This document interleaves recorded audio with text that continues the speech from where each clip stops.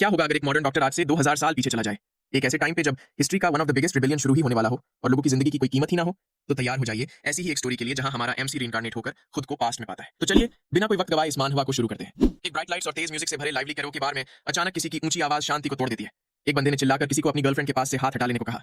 आसपास के लोग चौंक जाते हैं। किसी को दर्द में चीखते देख पास खड़ी लड़कियां दंग रह जाती हैं। सिचुएशन और एस्केलेट हो रही थी। लड़के का नाम है जिनसू हान। वो है जनरल सर्जरी स्पेशलिटी के तीसरे साल का स्टूडेंट।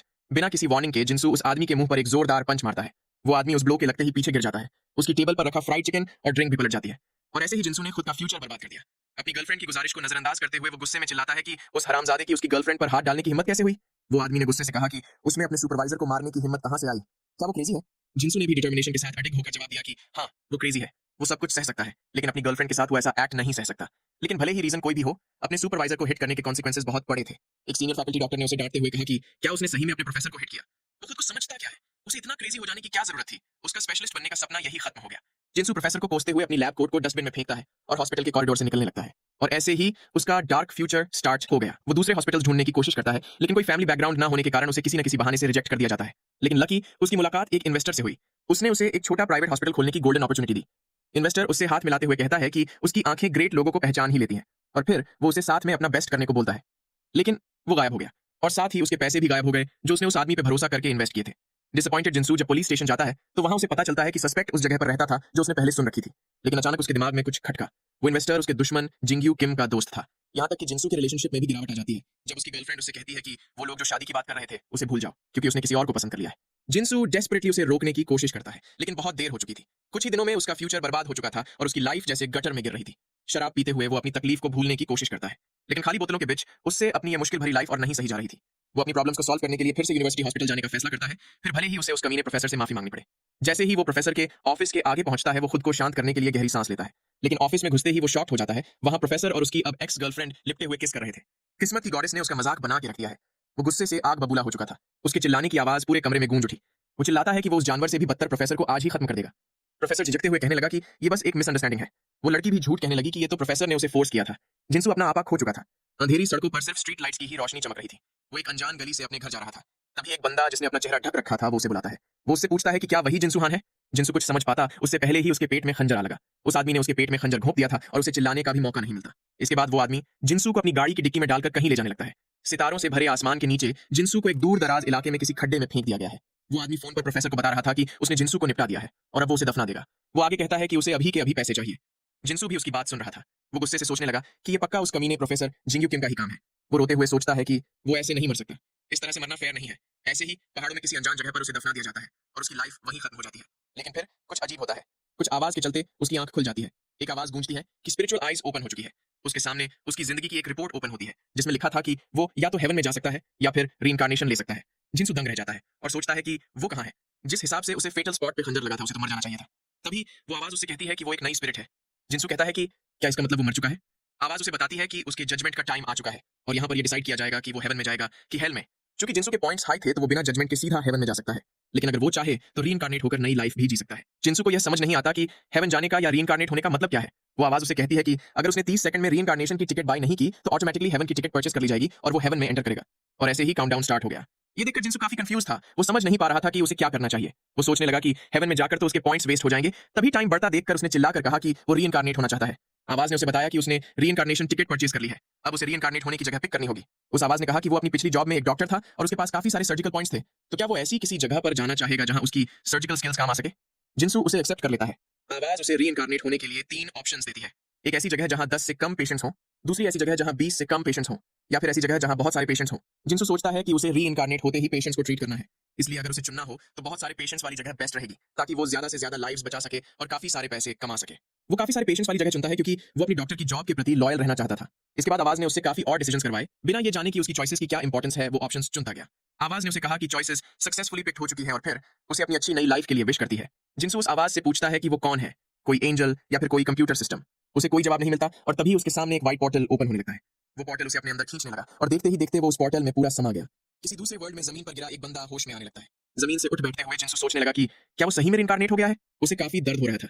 उसने जब अपनी छाती पे देखा तो वहां एक गहरा घाव था। वो घाव अपने आप हील होने लगता है। वो खुश होते हुए चल पड़ता है और कहता है कि उसका रीइंकार्नेट होने का डिसीजन सही था। तभी सामने से काला धुआं उठता देख वो चौंक जाता है।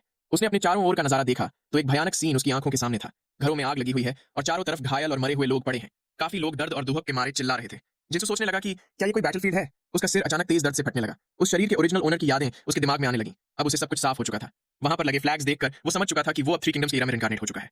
और ऐसे ही थ्री किंगडम्स के वर्ल्ड में एक मॉडर्न डॉक्टर की नई लाइफ शुरू हो गई। एक ऊंची चट्टान से नीचे जलते हुए गांव को देखकर जिनसू ने तुरंत वहां जाने का फैसला लिया। उसे जलती हुई झोपड़ियों और बिखरे हुए मलबे के बीच घायल लोगों की कराहटें सुनाई दे रही थीं। वो सोचने लगा कि आखिर यहाँ हुआ क्या था। तभी उसकी नजर एक आदमी पर पड़ती है जो कि मुश्किल से जिंदा था और मदद के लिए चिल्ला रहा था। जिनसू तुरंत उसके पास जाकर बैठ गया। उसने उस आदमी को अपने पेट पर से हाथ हटाने को कहा क्योंकि वो उसके घाव देखना चाहता था।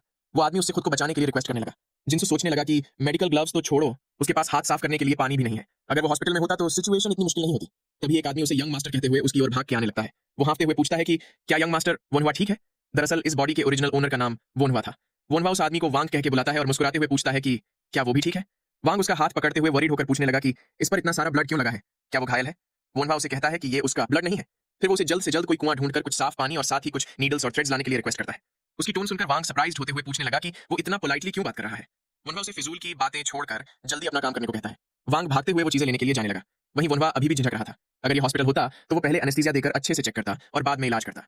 लेकिन अभी उसे समझ नहीं आ रहा था कि उसे क्या करना चाहिए। उसके पास खुद के हाथों से सब कुछ चेक करने के अलावा और कोई ऑप्शन नहीं था। उसके हाथ कांपने लगे और उसके मन में सेल्फ डाउट ने जगह बना ली। लेकिन सामने एक व्यक्ति मौत के कगार पर था और वह जानता था कि ये डरने का टाइम नहीं है।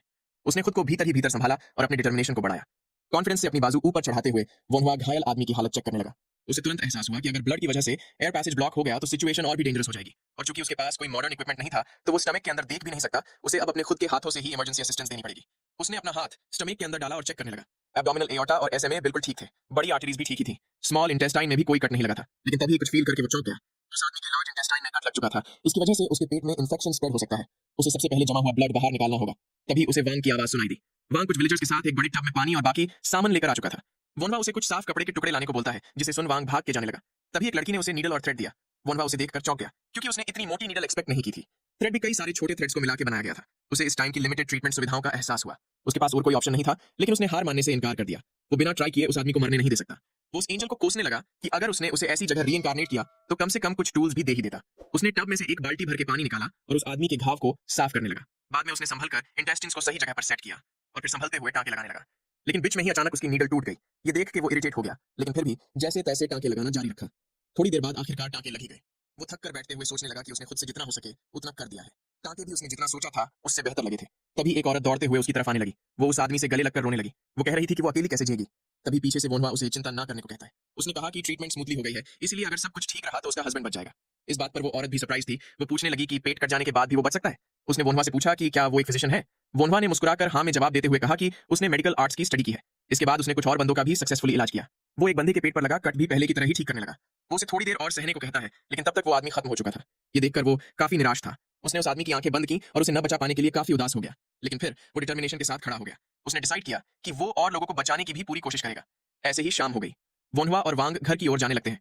वांग गुस्से से कह रहा था कि वो बैंडिट्स मरना डिजर्व करते हैं लेकिन ये अच्छी बात है कि यंग मास्टर को कोई चोट नहीं लगी है। वोनवा उसकी बात में हामी भरता है लेकिन वो मन ही मन कह रहा था कि उसका यंग मास्टर तो कब का मर चुका है और अब दूसरी स्पिरिट उसकी बॉडी में आ गई है। फिर वो वांग से पूछता है कि अब जबकि सोल्जर्स को भेज दिया गया है तो बैंडिट्स का खात्मा भी हो ही जाएगा, है ना। वांग कहता है कि उसे नहीं लगता कि ऐसा कुछ होगा। क्या उसे लगता है कि सोल्जर्स बैंडिट्स को मारने के लिए अपनी जान जोखिम में डालेंगे। और वैसे भी अगर ये इतना डेंजरस ना होता तो भी वो लोग कुछ देर तक फाइट करने का प्रिटेंड करते और फिर रुक जाते। रूमर्स तो ऐसे भी है कि बैंडिट्स उन सोल्जर ऑफिशियल्स को रिश्वत देते हैं। वोनवा पूछने लगा कि क्या सही में ऐसा होता है। वो सोचता है कि ऐसा कुछ होने के लिए ये वर्ल्ड कितना करप्ट और क्रूर होगा। वो समझ गया कि इतिहास में येलो टर्बन रिबेलियन क्यों हुआ था। तभी उसके दिमाग में कुछ खटका। अगर टाइम के हिसाब से देखा जाए तो उसे महसूस हुआ कि रिबेलियन का टाइम निकट आ रहा है। उस रिबेलियन में बस कुछ ही साल बचे हैं। वो सोचने लगा कि पूरे चाइना में कोई भी जगह बिना वॉर के नहीं है। वो कहीं भाग भी नहीं सकता। वो उस एंजल को कोसते हुए कहने लगा कि ये सब उसकी गलती है। वही वांग उसे पूछने लगा कि क्या वो उसके बारे में बात कर रहा है। वोनवा ने कहा कि नहीं, वो किसी और के बारे में बात कर रहा है। ऐसे ही शाम तक वो लोग घर पहुंच गए। वांग उसे पहले नहा लेने को कहता है क्योंकि अगर किसी ने उसे ऐसे देख लिया तो उन्हें लगेगा कि वो इंजर्ड है। वोनवा भी उसे आज की हेल्प के लिए थैंक यू कहता है। बाल्टी से पानी निकालते हुए वो सोचने लगा कि इस बॉडी के असली ओनर पर उसकी दूसरे शहर की स्कूल से वापस आते वक्त हमला हुआ होगा।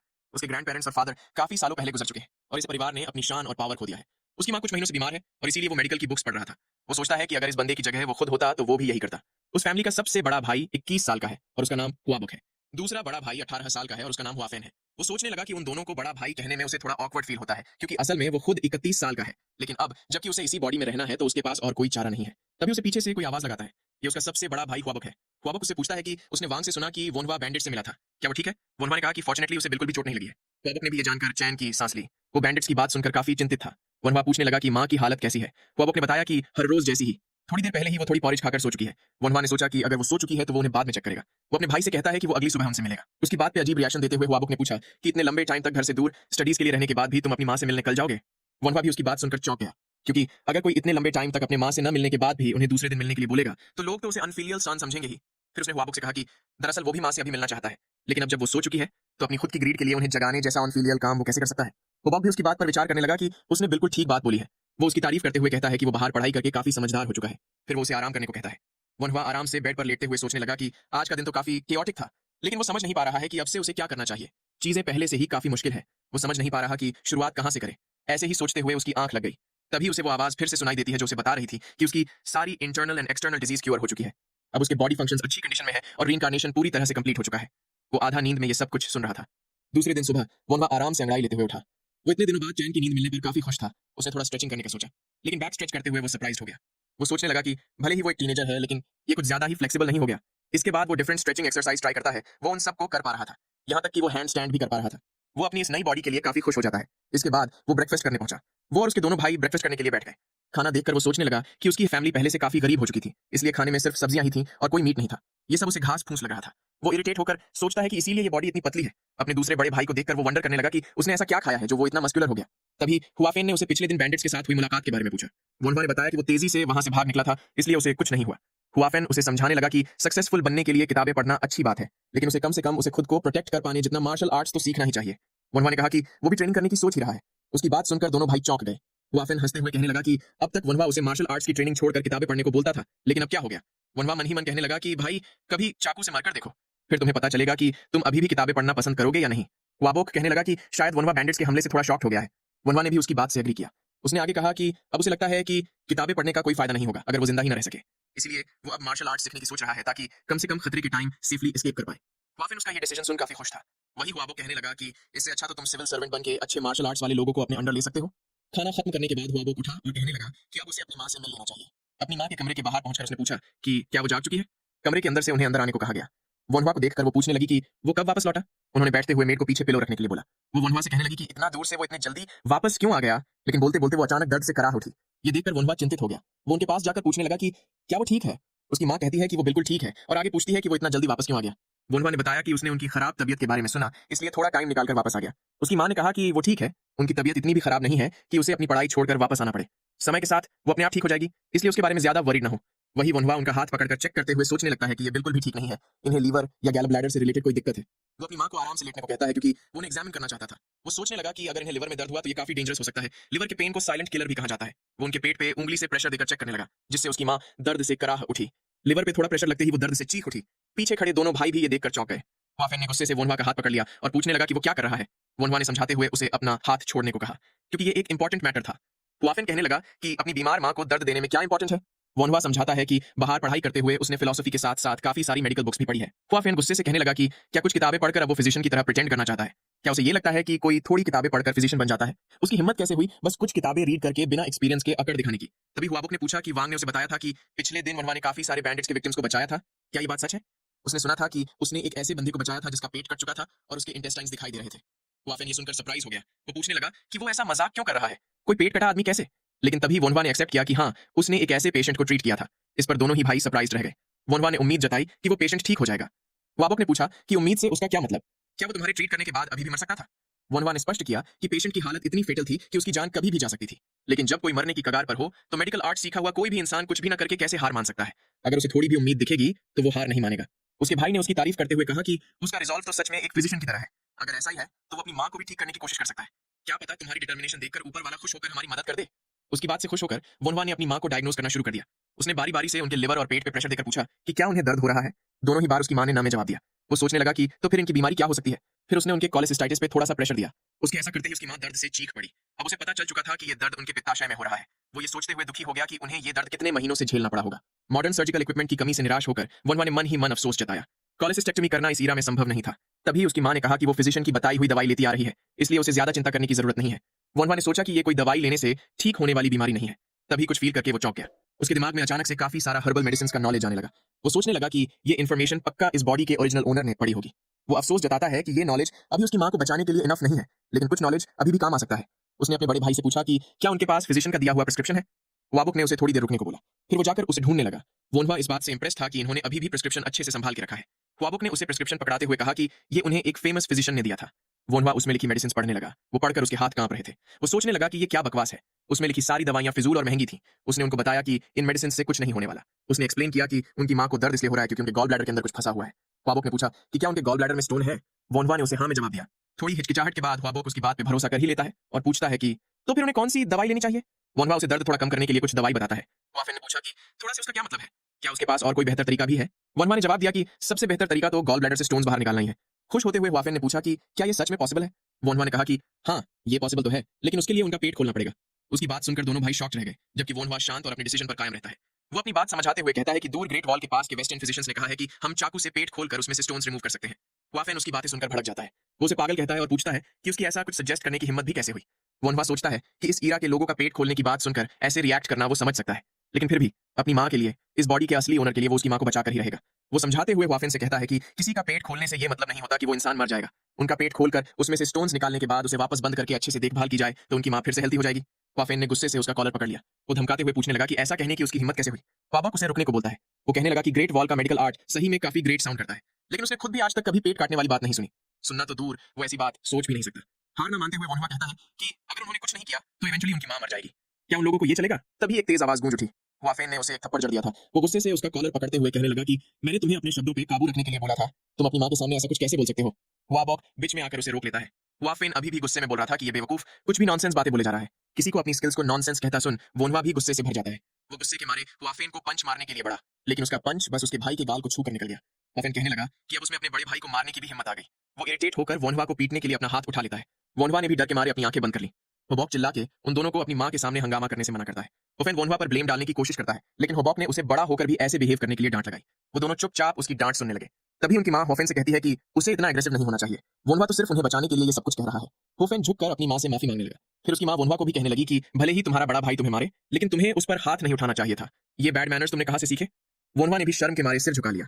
फिर उनकी मां उन्हें कहती है कि फिजिशियन की बताई इतनी महंगी दवाई से उन्हें कोई फायदा नहीं हो रहा, इसलिए फिलहाल के लिए वो वोनवा ने जो दवाई सजेस्ट की है उसे ट्राई करेंगे। वाबक उन्हें कहने लगा कि अगर बात पैसों की है तो चिंता ना करे, वो कुछ ना कुछ करके उसका इंतजाम कर ही लेंगे। उसकी मां ने कहा कि बात पैसों की नहीं है, वो बस वोनवा पे भरोसा करना चाहती है। फिर वो उन्हें बाहर जाने को कहती है क्योंकि उन्हें आराम करना था। उनकी बात सुनकर वो तीनों ही कमरे से बाहर निकल आए। चलते हुए वोनवा सोचता है कि उसकी मां को सर्जरी की जरूरत है, लेकिन अभी तो उसके पास कोई टूल्स भी नहीं है, और अगर उसने कुछ नहीं किया तो कुछ ऐसा हो सकता था जिससे फिर कभी ठीक किया नहीं जा सकता। अगर उसके दोनों भाई इसके लिए तैयार नहीं हुए तो उसे सीक्रेटली ये करना होगा। तभी पीछे मुड़कर हुआफेन उसे बुलाता है। उसकी आवाज सुन वोनवा डर गया। हुआफेन उसे माफी मांगते हुए कहता है कि वो अपनी मां को ठीक होता हुआ ना देखकर काफी सेंसिटिव हो गया था। वोनवा भी कहता है कि उसकी कोई जरूरत नहीं है, उसने भी बिना सोचे समझे कुछ ज्यादा ही बोल दिया था। फिर हुआफेन हंसते हुए कहने लगा कि वैसे उसने जो पंच मारा था उसमें दम तो था, वो ऑलमोस्ट उसे हिट हो ही जाता। तभी वोनवा ने पूछा कि क्या वो उससे मार्शल आर्ट स्परिंग करना चाहेगा। उसका प्रस्ताव सुनकर हुआफेन भी सरप्राइज हो गया। वोनवा ने आगे सजेस्ट किया कि जो भी हारेगा उसे जितने वाले की एक विश पूरी करनी होगी, क्या उसे ये मंजूर है। थोड़ी देर बाद दोनों ही स्पारिंग के लिए तैयार हो गए। सबसे बड़ा भाई हुआफेन से अपने छोटे भाई को ज्यादा ना मारने को और फाइट जल्दी खत्म करने को कहता है। हुआफेन भी हंसते हुए वोनवा से पूछने लगा कि क्या वो ये फाइट इसलिए करना चाहता है क्योंकि वो पिछली बार हुई फाइट से नाराज है। वोनवा भी पिछली बार की फाइट को याद करने लगा जब उसके भाई ने उसे बुरी तरह से पिट दिया था। उसने कहा कि नहीं वो नाराज नहीं है, वो तो बस अब मार्शल आर्ट सीखना चाहता है, और हुआफेन उसके पहचान के लोगों में से सबसे बेस्ट मार्शल आर्ट्स मास्टर है। वो मन ही मन सोच रहा था कि वो इस घर में सबसे छोटा है, इसलिए अगर उसे लोगों से अपनी बात मनवानी है तो उसके पास उन्हें दिखाने के लिए कुछ तो होना ही चाहिए। वो भले ही शरीर से छोटा हो, लेकिन उसकी बॉडी कंडीशन काफी अच्छी थी, इसलिए वो ट्राई करके देखेगा। हुआफेन हंसते हुए कह रहा था कि चलो आखिरकार बाहर पढ़ाई करके उसे इतना तो समझ आया कि उसका बड़ा भाई मार्शल आर्ट्स में कितना बढ़िया है।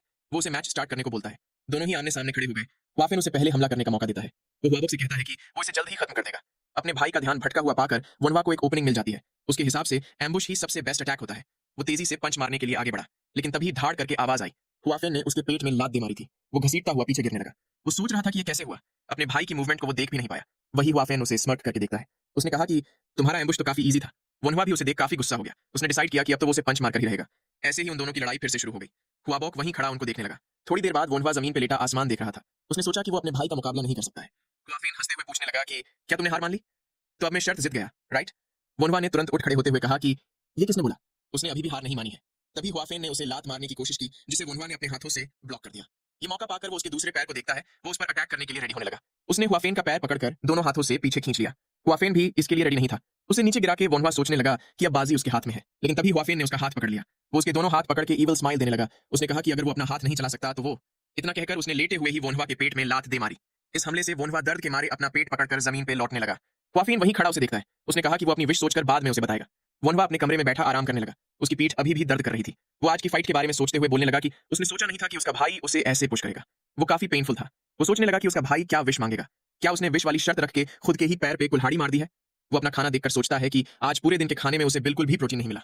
वो इस फैमिली की हेल्प कैसे कर सकता है। इस फैमिली में तो कोई काम भी नहीं कर रहा, लेकिन सर्जरी करना बहुत ही अर्जेंट है। वो ब्लैकस्मिथ से सर्जिकल ब्लेड बनवा सकता है। अगर ठीक से नहीं तो कम से कम काम चल जाए वैसी कॉपी तो बन ही जाएगी।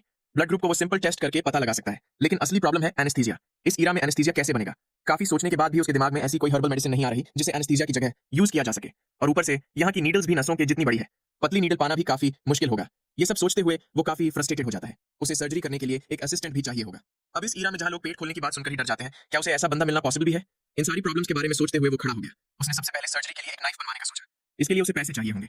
ड्रॉर खोलते ही उसे पैसे के कुछ मॉडर्न नोट्स दिखे। वो फिर से उस सिस्टम या एंजल जो भी हो उसे कोसते हुए कहने लगा कि अगर उसे इस जनरेशन में भेजना ही था तो कम से कम इस जगह के पैसे भी तो देता। फिर मुस्कुराते हुए वो पैसे के बारे में सोचता है। वो भागते हुए अपने बड़े भाई के पास पहुंच गया। बेशर्मों की तरह हंसते हुए वो उससे पैसे मांगने लगा। वो मन ही मन कहने लगा कि यही तो फैमिली होने का फायदा होता है। पैसे लेकर वो शहर के मार्केट में जा पहुंचा। वो यहाँ पर इतने सारे लोग देखकर सरप्राइज हो जाता है। उसे वहाँ बहुत सारी अलग अलग चीजों की स्टोर्स दिखती है, लेकिन काफी घूमने पर भी उसे कहीं डंपलिंग की स्टोर नहीं दिखाई देती। वो सोचने लगा कि वो चाइना में ही है ना। उसने जाकर एक लेडी से डंपलिंग के बारे में पूछा तो वो पूछने लगी कि डंपलिंग क्या होता है। उसने एक दूसरे स्टोर पे जांच की तो वो आदमी भी कहने लगा कि उसने डंपलिंग के बारे में कभी नहीं सुना। उन लोगों की बातें सुनकर वोनवा को अजीब फील होता है, क्योंकि डंपलिंग तो चाइना का ट्रेडिशनल खाना है। उसकी खोज वॉर में मरे लोगों को ट्रिब्यूट देने के लिए हुई थी। उसने कंक्लूड किया कि शायद इस ईरा में अब तक डंपलिंग की खोज नहीं हुई। वो अफसोस जताते हुए कहने लगा कि तभी इस बॉडी के पास डंपलिंग खाने की मेमोरी नहीं है। वो अपने प्यारे डंपलिंग को याद करते हुए कहता है कि उसे थोड़ा मीट खाना है, क्योंकि जब से वो यहाँ आया था उसने बस सब्जियां ही खाई थी। उसके प्रोटीन्स का क्या होगा। ऐसे ही घूमते हुए वो एक बड़ी सी स्टोर के बाहर आ खड़ा हुआ। उसे देख वो सोचने लगा कि क्या ये एक क्लिनिक है। स्टोर के अंदर जाते हुए उसने पूछा कि क्या कोई है यहाँ। वहाँ रखे हर्ब्स को देखकर वो सोचता है कि यहाँ आते हुए उसने रास्ते में ब्लैकस्मिथ से सर्जरी नाइफ बनवाने की रिक्वेस्ट कर दी है, तो अब बस एनेस्थीसिया की ही प्रॉब्लम बची है। वो स्टोर ओनर से एक ऐसी हर्बल मेडिसिन मांगने लगा जो कि थोड़ी देर के लिए किसी को पैरालाइज कर सके और बाद में नॉर्मल हो जाए। ओनर उसे बताता है कि पॉइजन को थोड़े डोज में लेकर बॉडी को कुछ देर तक पैरालाइज किया जा सकता है। वो बाद में नॉर्मल भी हो जाएगा, लेकिन उसको अगर केयरफुली यूज ना किया जाए तो वो काफी डेंजरस हो सकता है। इसलिए वो लोग ऐसे पॉइजनस वीड्स अपने क्लिनिक में नहीं रखते। उसने आगे वनवा से पूछा कि उसे ऐसे पॉइजनस वीड्स क्यों चाहिए। वनवा ने कहा कि उसे उनकी थोड़ी जरूरत है। तभी वहीं पीछे बैठा एक आदमी पूछने लगा कि अगर वो ऐसे पॉइजनस वीड्स लाकर दे तो वो उसे कितने पैसे दे सकता है। वोनवा सोचता है कि उसे अगर उन वीड्स के साइड इफेक्ट्स जानने हो तो उसे बहुत सारी हर्बल मेडिसिन के साथ इनफ एक्सपेरिमेंट्स करने होंगे, और इन एक्सपेरिमेंट्स के लिए उसे काफी सारे चूहे भी चाहिए होंगे। इसीलिए फिलहाल उसे प्राइस कम रख के पहले उन हर्बल मेडिसिन के बारे में जान लेना चाहिए, और बाद में वो डिसाइड कर सकता है कि वो उन्हें खरीदेगा या माउंटेन्स पे जाकर खुद से लाएगा। वो उस आदमी को बताता है कि उसे ज्यादा हर्ब्स नहीं चाहिए, पर उसे अलग अलग वैरायटीज के चाहिए। अगर वो डिफरेंट टाइप्स के पॉइजनस वीड्स ला सके तो वो हर 3 रूट्स के बदले में उसे एक कॉइन देगा। उस आदमी ने कहा कि उसके लिए 3 रूट्स के बदले में एक कॉइन काफी कम है। वोनवा ने कहा कि तो फिर 2.5 रूट्स के बदले एक कॉइन, अगर इससे ज्यादा महंगा होगा तो फिर वो खुद जाकर ले आएगा। उस आदमी ने कहा कि वोनवा काफी कंजूसी कर रहा है, लेकिन वो इसके लिए तैयार है।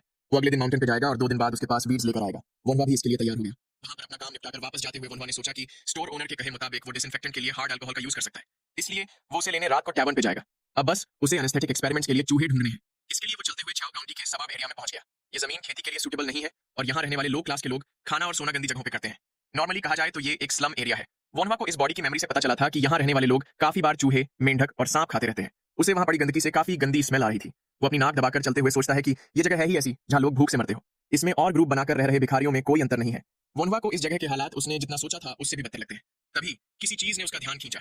वहां पर काफी सारे लोग भीड़ लगाकर परेशान एक्सप्रेशंस के साथ कुछ देख रहे थे। वोनवा ने सोचा कि आखिर वहां चल क्या रहा है। वो उन लोगों की भीड़ में से आगे जाने लगा।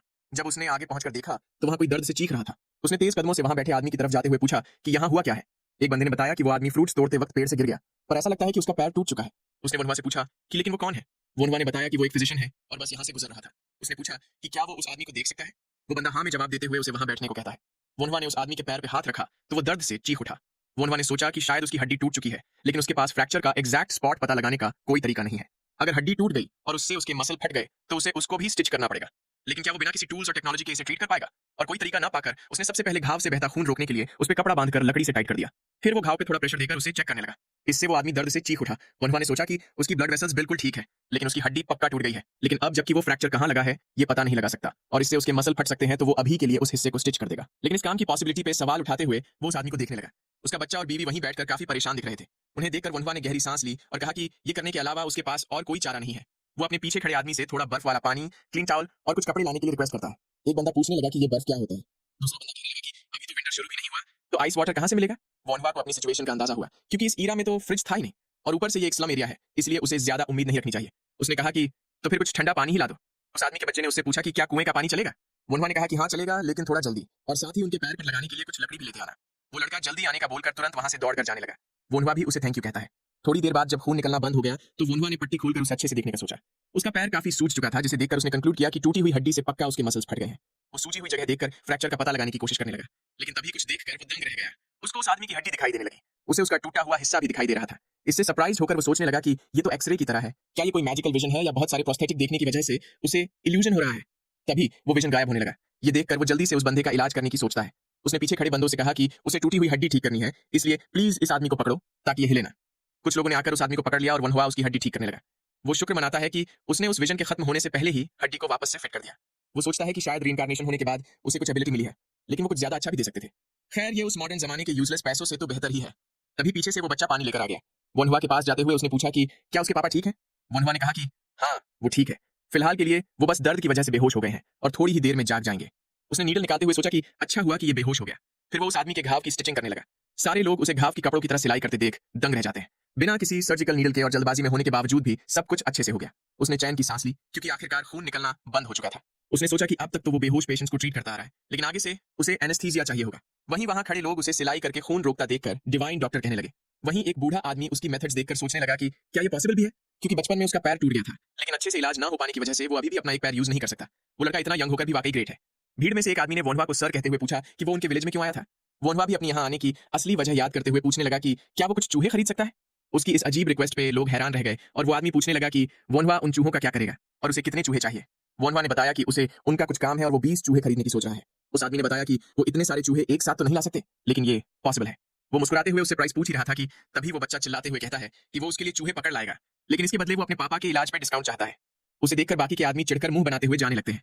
वनहुआ ने मन ही मन सोचा कि वो वैसे भी ट्रीटमेंट के पैसे नहीं लेने वाला था।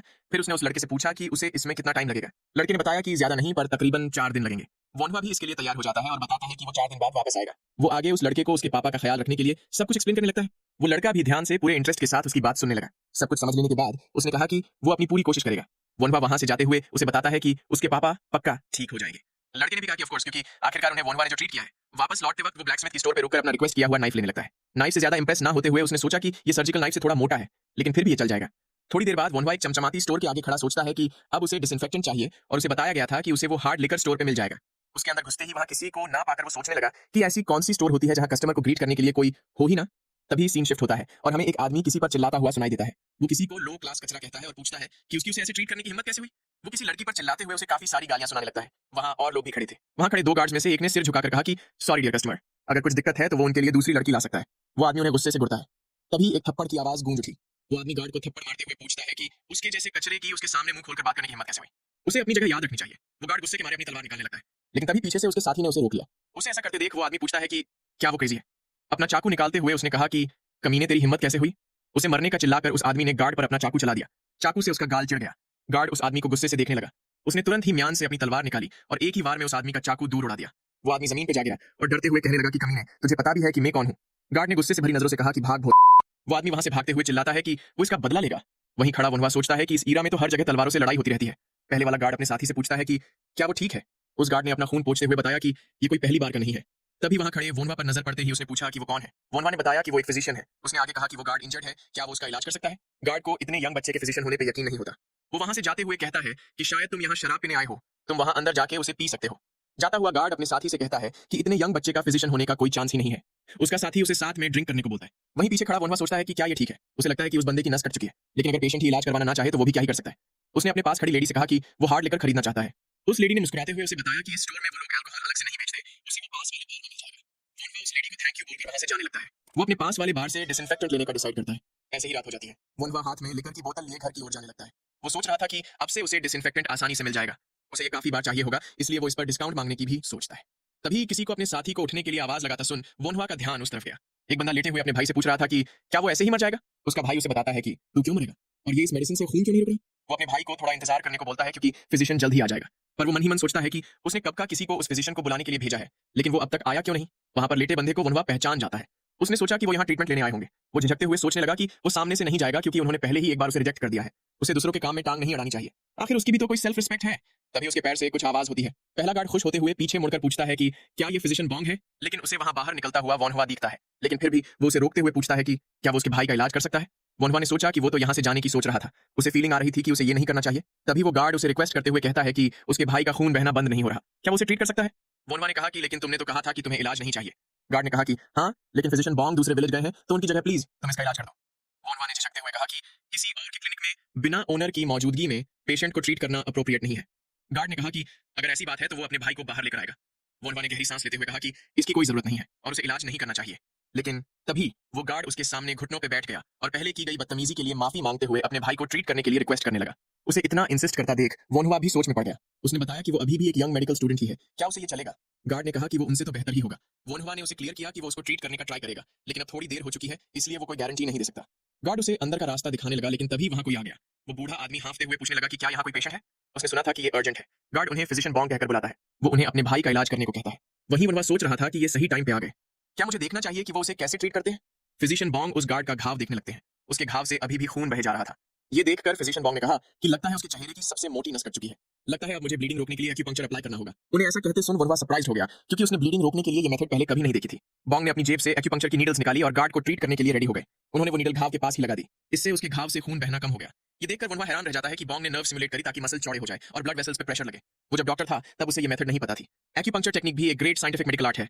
गार्ड पूछने लगा कि क्या उसका भाई ठीक हो गया? बॉन्ग ने उसके मुंह पर पट्टी लगाते हुए कहा कि उन्होंने वो जितना कर सकते हैं उतना कर दिया है। गार्ड उनको थैंक यू बोलने लगा। बॉन्ग ने कहा कि अभी भी खतरा टला नहीं है। 15 मिनट के बाद वो नीडल निकाल लेंगे, अगर तब खून निकलना बंद नहीं हुआ तो उनके पास और कोई तरीका नहीं है। ये सुन गार्ड वरीड होकर पूछने लगा कि वो ये क्या कह रहे हैं? क्या उसका भाई अभी भी मर सकता है? लेकिन खून निकलना तो बंद हो चुका है ना? बॉन्ग ने बताया कि खून नीडल की वजह से बंद हुआ है। गार्ड ने पूछा कि तो क्या फिर वो लोग नीडल को ऐसे ही नहीं रख सकते? बॉन्ग ने बताया कि ऐसा करने पर वो या तो अंधा या तो पागल हो सकता है। उनकी बात सुन गार्ड दंग रह गया। वो दुखी होकर वहीं जमीन पर बैठ के रोने लगा। ये सब देखकर वोनवा इरिटेट होकर सोचता है कि तो ये सिर्फ एक टेम्पररी सोल्यूशन ही था। अब उन्हें ब्लड वेसल्स कनेक्ट करनी होंगी, लेकिन इससे दूसरों के बिजनेस में दखल पड़ सकता है। तभी फिजिशियन बॉन्ग ने पीछे मुड़कर उससे पूछा कि वो कौन है। वोनवा ने मुस्कुराते हुए कहा कि वो तो बस मेडिकल आर्ट का एक स्टूडेंट है। बॉन्ग ने पूछा कि अच्छा, मेडिकल आर्ट्स का स्टूडेंट? वोनवा ने बताया कि वो किताबें पढ़ता रहा है, इसलिए उसने कुछ मेडिकल की किताबें भी पढ़ी है और उसे कुछ बार प्रैक्टिस किया है। बॉन्ग ने उस पर ज्यादा ध्यान न देते हुए सोचा कि इतना यंग लड़का कुछ ज्यादा नहीं कर सकता। तभी वोनवा उनका ध्यान अपनी ओर खींचता है। वो उनसे पूछता है कि क्या वो पेशेंट की ब्लड वेसल्स कनेक्ट करने की कोशिश कर सकता है? इस बात पर बॉन्ग काफी सरप्राइज होते हैं। उन्होंने पूछा कि क्या अभी तुमने ब्लड वेसल्स कनेक्ट करने की बात कही? वोनवा हाँ में जवाब देता है। फिजिशियन बॉन्ग सोच में पड़ गए कि बस घाव देखकर ही ये समझ गया कि इसकी ब्लड वेसल्स कटी हैं और ऊपर से वो कह रहा है कि वो इसे ठीक भी कर सकता है। उन्होंने गार्ड की ओर देखकर सोचा कि वैसे भी इसके सर्वाइव करने के चांस कम है। वो वोनवा से ट्राई करने को कहते हैं। वोनवा उन्हें शुक्रिया अदा करता है। फिर वो बॉन्ग से किसी स्पॉट पे प्रेशर देने को कहता है। बॉन्ग भी उसके कहे मुताबिक करने लगते हैं। वोनवा ने नीडल पकड़ते हुए सोचा कि वैसे तो नसों के लिए पतली नीडल यूज करनी चाहिए, लेकिन उसके पास और कोई चॉइस नहीं है। वहीं बॉन्ग सरप्राइज होकर सोच रहा था कि क्या ये नीडल यूज करने वाला है। वोनवा ने मन ही मन कहा कि ये बंदा एनेस्थेटाइज्ड नहीं है, इसलिए उसे ये जल्दी करना होगा। बिना राइट टूल्स के ये काम बहुत ही मुश्किल है। वो उस आदमी की नस देखने का डिसाइड करता है, लेकिन उसके घाव चौड़ा करते ही वो बंदा दर्द से चीख पड़ा। पर तभी बॉन्ग ने उसके गले में एक नीडल लगा दी। इससे वो बंदा धीरे धीरे अपना होश खोने लगा। वोनवा ने पूछा कि क्या उन्होंने एक्यूपंक्चर से दर्द कम किया है? बॉन्ग ने हाँ में जवाब दिया और पूछने लगे कि तुमने तो कहा था कि तुम मेडिकल के स्टूडेंट हो, लेकिन क्या तुम्हें बेसिक भी नहीं पता? वोनवा ने झेपते हुए कहा कि उसने अब तक एक्यूपंक्चर नहीं सीखा। वो मन ही मन एक्यूपंक्चर सीखने की ठान लेता है। वो बॉन्ग को फिर से किसी स्पॉट पे प्रेशर देने को कहता है जब तक कि वो नसें कनेक्ट करे। वोनवा ने काफी हद तक घाव की स्ट्रेचिंग कर दी थी, इसीलिए वो बॉन्ग को बताता है कि अब प्रेशर देने की जरूरत नहीं है और वो अपनी नीडल भी वापस निकाल ले सकते हैं। फिजिशियन बॉन्ग पूरी तरह से हैरान होकर लेटे हुए गार्ड को देखकर सोच रहे थे कि क्या इस दुनिया में पहले ऐसा कोई मेडिकल आर्ट था? ये तो काफी अमेजिंग लगता है और ऊपर से ऐसा लगता है कि इस लड़के को ये करने की आदत है। वहीं वोनवा उस गार्ड के भाई को क्या क्या प्रिकॉशंस लेने हैं ये समझ आ रहा था। वो उसे बताता है कि वो 2 हफ्तों के बाद थ्रेड निकाल सकते हैं। थोड़ी देर बाद वो दोनों ही गार्ड्स क्लिनिक से बाहर निकलकर वोनवा से थैंक यू कहते हैं। वो खुश होते हुए वहां से जाने लगते हैं। वहीं वोनवा उन्हें आगे से हर्ट ना होने के लिए कहता है। बॉन्ग अभी भी उन्हें जाता देखकर सोचता है कि उसे तो लगा था कि वो या तो मर जाएगा या डिसेबल हो जाएगा। तभी पीछे से उन्हें वोनवा बुलाता है और कहता है कि वो उनसे एक्यूपंक्चर सीखना चाहता है। फिजिशियन बॉन्ग कहने लगे कि अगर वो उन्हें स्किन की स्टिचिंग करके नसें कनेक्ट करना सिखाएगा तो वो भी उसे एक्यूपंक्चर करना सिखाएंगे। वोनवा भी हंसते हुए उनकी बात मान जाता है। वो दोनों ही एक दूसरे से कुछ नया सीखने की उम्मीद जताते हैं। वहीं घर पे चाय पीते हुए ख्वाबोक ने कहा कि उसने सुना था कि उनकी माँ शाम को चलने के लिए गार्डन में गई थी। वाफेन ने कहा कि वोनवा ने जैसा कहा था वैसा ही हुआ। टी लेते ही वो पहले से थोड़ी बेहतर हो गई। ख्वाबोक ने भी उसकी बात में हामी भरते हुए कहा कि वोनवा की बताई दवाई उस फिजिशियन के प्रिस्क्रिप्शन से बेहतर है। वाफेन ने उससे पूछा कि फिर तो अब वाबोक अच्छे से अपनी स्टडीज पे कंसंट्रेट कर पाता होगा। ख्वाबोक ने भी जवाब दिया कि हाँ, वो थोड़ा रिलीव्ड है, लेकिन आजकल ऐसा लगता है कि वोनवा किताबें नहीं पढ़ रहा, वो उससे पैसे मांगता रहता है बाहर जाकर कुछ करने के लिए। वाफेन ने पूछा कि क्या उसे वोनवा से इस बारे में बात करनी चाहिए। वाबोक ने उसे ऐसा करने से मना किया और कहा कि बस उसे सेल्फ डिफेंस के लिए थोड़ी सोर्समैनशिप सिखा दो, क्योंकि बाहर खतरा होता है। वाफेन सोचने लगा कि वाबोक के द्वारा उसे मार्शल आर्ट्स सिखाने को कहा जाना थोड़ा अनयूजुअल है। तभी वोनवा घर पहुंच जाता है। वाफेन ने पूछा कि क्या तुम अब जाकर घर आए? वोनवा ने कहा कि हाँ, वो उससे थोड़ा लेट हो गया।